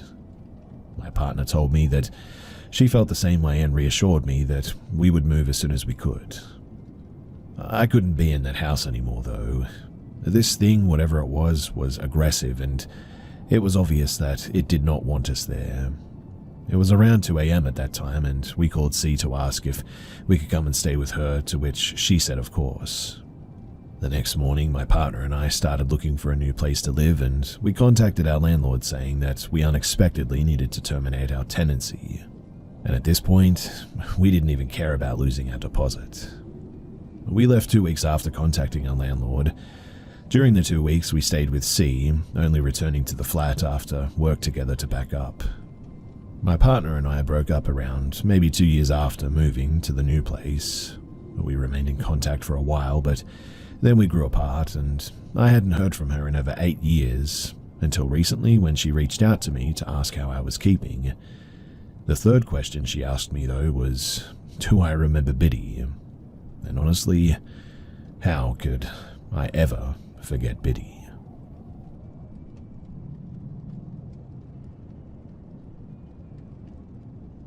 My roommate and I have been house hunting for some time now. We went to one that just kept calling to us. Every time that we opened our apps, boom, it was right there in our faces. We both felt like something was a little bit off about it though, but eventually we caved and said, sure, we'll go and take a look. We get to the house, walk around it, everything seems okay. Garage is boring, paint's peeling, boards outside are rotting, etc. So that was a turn off for us, but we started to go back toward the front of the house, and I noticed the back door was wide open. I thought that was a bit odd, as literally anyone could just walk in and squat. It was then, too, that I got a funny feeling like I was being watched as we walked past it going back to the front of the house. Well, we went inside anyway, just to see it since we were there anyway, and our realtor put in the effort to get us a showing. Everything was okay, it was a cute little place, but that's just it. It was tiny. There was basically no living room. We walk through the place in any case, and we get to the basement stairs. There's no door to them. Just in the back behind the kitchen, there's a small hallway that has the door to the backyard, and at the other end, an open doorway and then the stairs down. But instantly, I felt my hair stand up on the back of my neck, and I felt scared to even look down those stairs.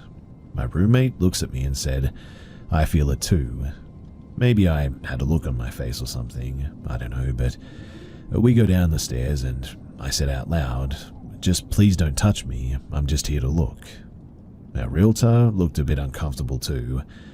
We get to the bottom of the stairs and the oppressive feeling backs off, leaving in its place the feeling of still being watched, but by something that feels almost scared, I would say, almost like a scared kid.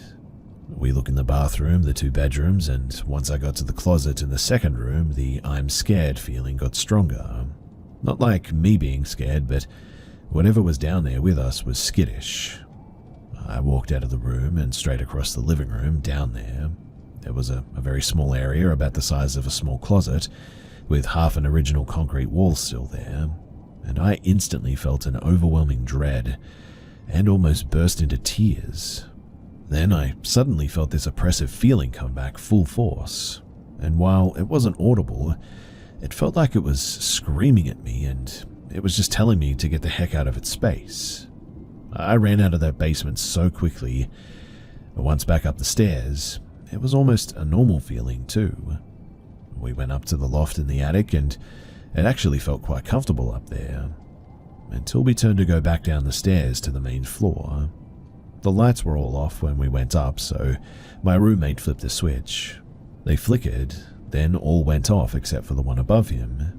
He flipped them back on, but nothing changed. Flipped the switch back again. Flipped the switch back down, but again no change. That one light stayed on no matter what he did. We went back to the main floor living room. The realtor asked us what we thought. My roommate kept looking toward the basement. We finally went back outside and we decided that we were not going to take this house. My roommate and I got in the car and I asked him if he was okay, and he said that apparently he saw and felt something following us everywhere after the basement. And apparently I also said, don't worry, I'll find it, when I walked out of the closet and to the concrete wall, but I do not remember saying that. Since then, too, I've been having a nightmare nearly every night, and I'm always trapped in that corner, screaming non-stop. It's dark and I'm in a lot of pain. I don't know what was up with that house, but I think that something terrible happened there. But why am I dreaming as if it's me that is experiencing it?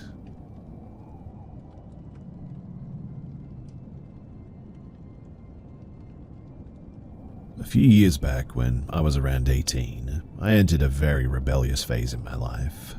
I've always been a prodigy child, always did what I was told, never stayed out late, didn't smoke, didn't drink, scored the highest in all of my classes. All of my family, my friends, and my friends' families thought that I was the perfect kid. But then something changed. I was on a lot of medication due to my health, and I started going through bouts of depression or whatever. I started acting up like never before. I stopped going to school, I would stay in bed all day, didn't talk to anyone. And then slowly I started talking to strangers online. Initially it was just talking to them online. I would talk to a few people until I found someone interesting. I would dedicate all my time talking to them till they no longer held my interest, and then I moved on to the next person. This went on for about a year. Then eventually I started meeting these people in person. Most of these meetings, they were sexual, and I was very reckless. I slept around with more people than I would like to admit, and regardless of my lack of concern for my own safety, I somehow never met anyone that had any evil intentions. We'd meet a couple of times, do the dirty, and that was that. Until I met this one guy. I was talking to a couple of guys at that time. I wasn't in any sort of relationship, but just being a hoe, I guess. So this guy starts to talk to me and asks me about my hobbies, my interests, what I do. I told him that I do not smoke or drink, and he was shocked by that. I told him that it wasn't that I'd never done it. I tried it, but just felt like it wasn't my thing. We talked for a couple of weeks. I ended up talking about how I've even been going through depression, and at first he just listened.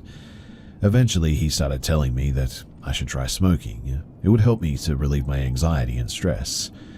And I always turned it down, but he was relentless. After a month or so of talking online, we decided to meet.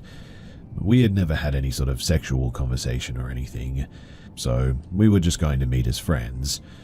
I was supposed to meet another guy, an acquaintance, for something that I needed. So I suggested to the online chat guy that we meet briefly for lunch and then he could drop me off to another guy's place. He agreed and we decided on where and when to go. Now, the day that we were supposed to meet, we met at a local cafe. We had brunch and then I got into his car for him to drop me off at the place that I had to go. It was a good 45-minute drive, so I put on some songs and decided to relax. 5 minutes into the drive, he offered me a cigarette. I declined. He insisted, and kept insisting till I gave up and agreed. I opened the box and there was only one cigarette in there. I told him that it was his last one and asked if he was sure that he wanted me to smoke it since he would have enjoyed it more than I. He said yes. I took the cigarette out and there was something odd about it. It didn't look like it was store-bought. It rather looked like it had been rolled by hand. But then again, I had never smoked enough cigarettes to be sure, so I just lit it and smoked it. I couldn't even smoke half of it though. It made me inexplicably nauseous. So I gave up halfway through and I offered it to him. Instead of smoking it, he put it out and threw it away. I thought that was weird, but assumed that he probably didn't want to smoke while driving. 30 minutes into the ride though, and I started feeling really sick. My whole body was now shaking. I was extremely nauseous, and I could barely keep my eyes open. I kept telling him that I wasn't feeling good and that maybe we should go to the nearest ER instead of where we were going. But he kept telling me to relax and lay back. Everything about that ride felt really off now.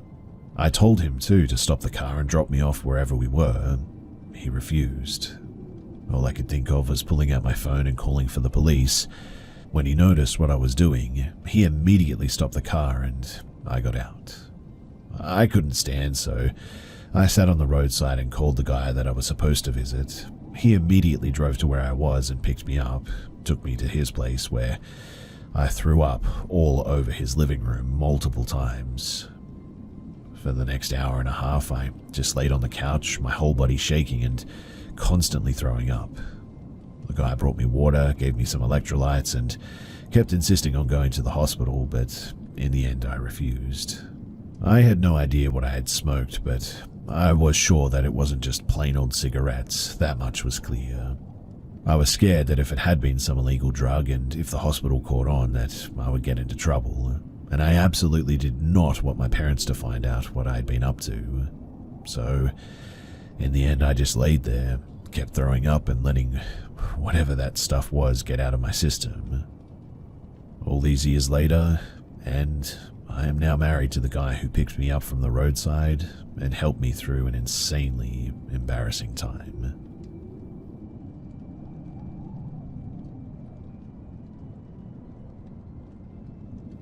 When I was 17, my bedroom had a window looking out at my backyard. The backyard was fenced in, but on the other side of the fence there were some woods and a retention pond.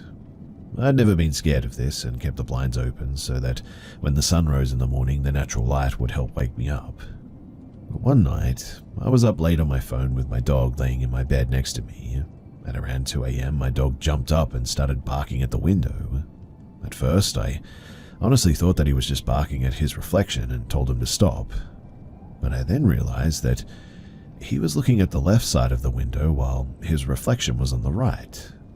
I couldn't see outside the window because I had left the lamp on my nightstand on. All I could see in the window was the reflections of my bedroom. Not wanting to alert whatever might be out there that I was scared, I faked a yawn, set my phone aside and turned off the lamp.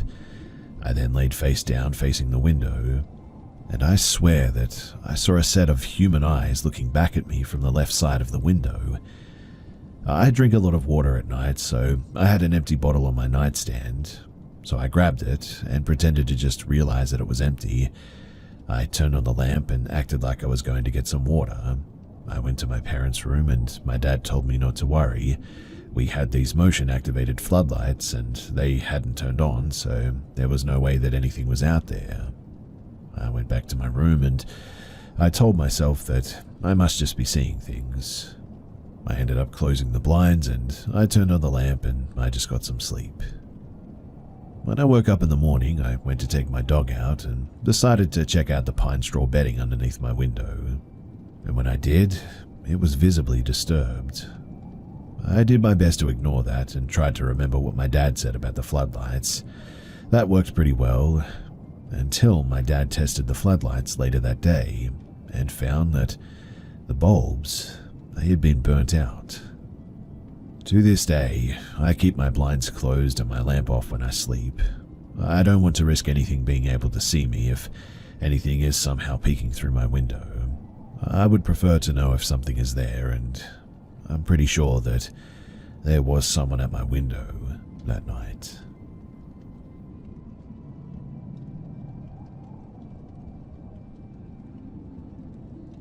It was 2018, back when I lived in the suburbs of Paris.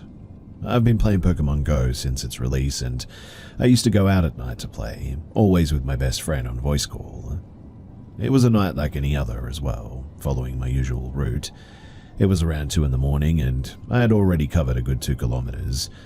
I found myself about 1 kilometer away from home at this point, standing near a Pokestop, catching what I could while talking to my friend, just like every night. It was a residential street with a few streetlights, but quite dark as there was a field just behind it. After about 5 minutes, I noticed a man in his 30s on the opposite sidewalk, just a few meters away from me, holding hedge shears in his hand, and there was a pile of branches at his feet. I thought the man was just trimming the branches of his tree. However, when I described the scene to my friend, he said, "You should leave right away. No one does gardening in the middle of the night." Despite my friend's warning, I was so focused on Pokemon Go that I wanted to capture all the Pokemon before leaving, so I stayed while keeping an eye on the man's actions. As I looked at the man, I realized that he wasn't cutting any branches though. He was now just staring at me.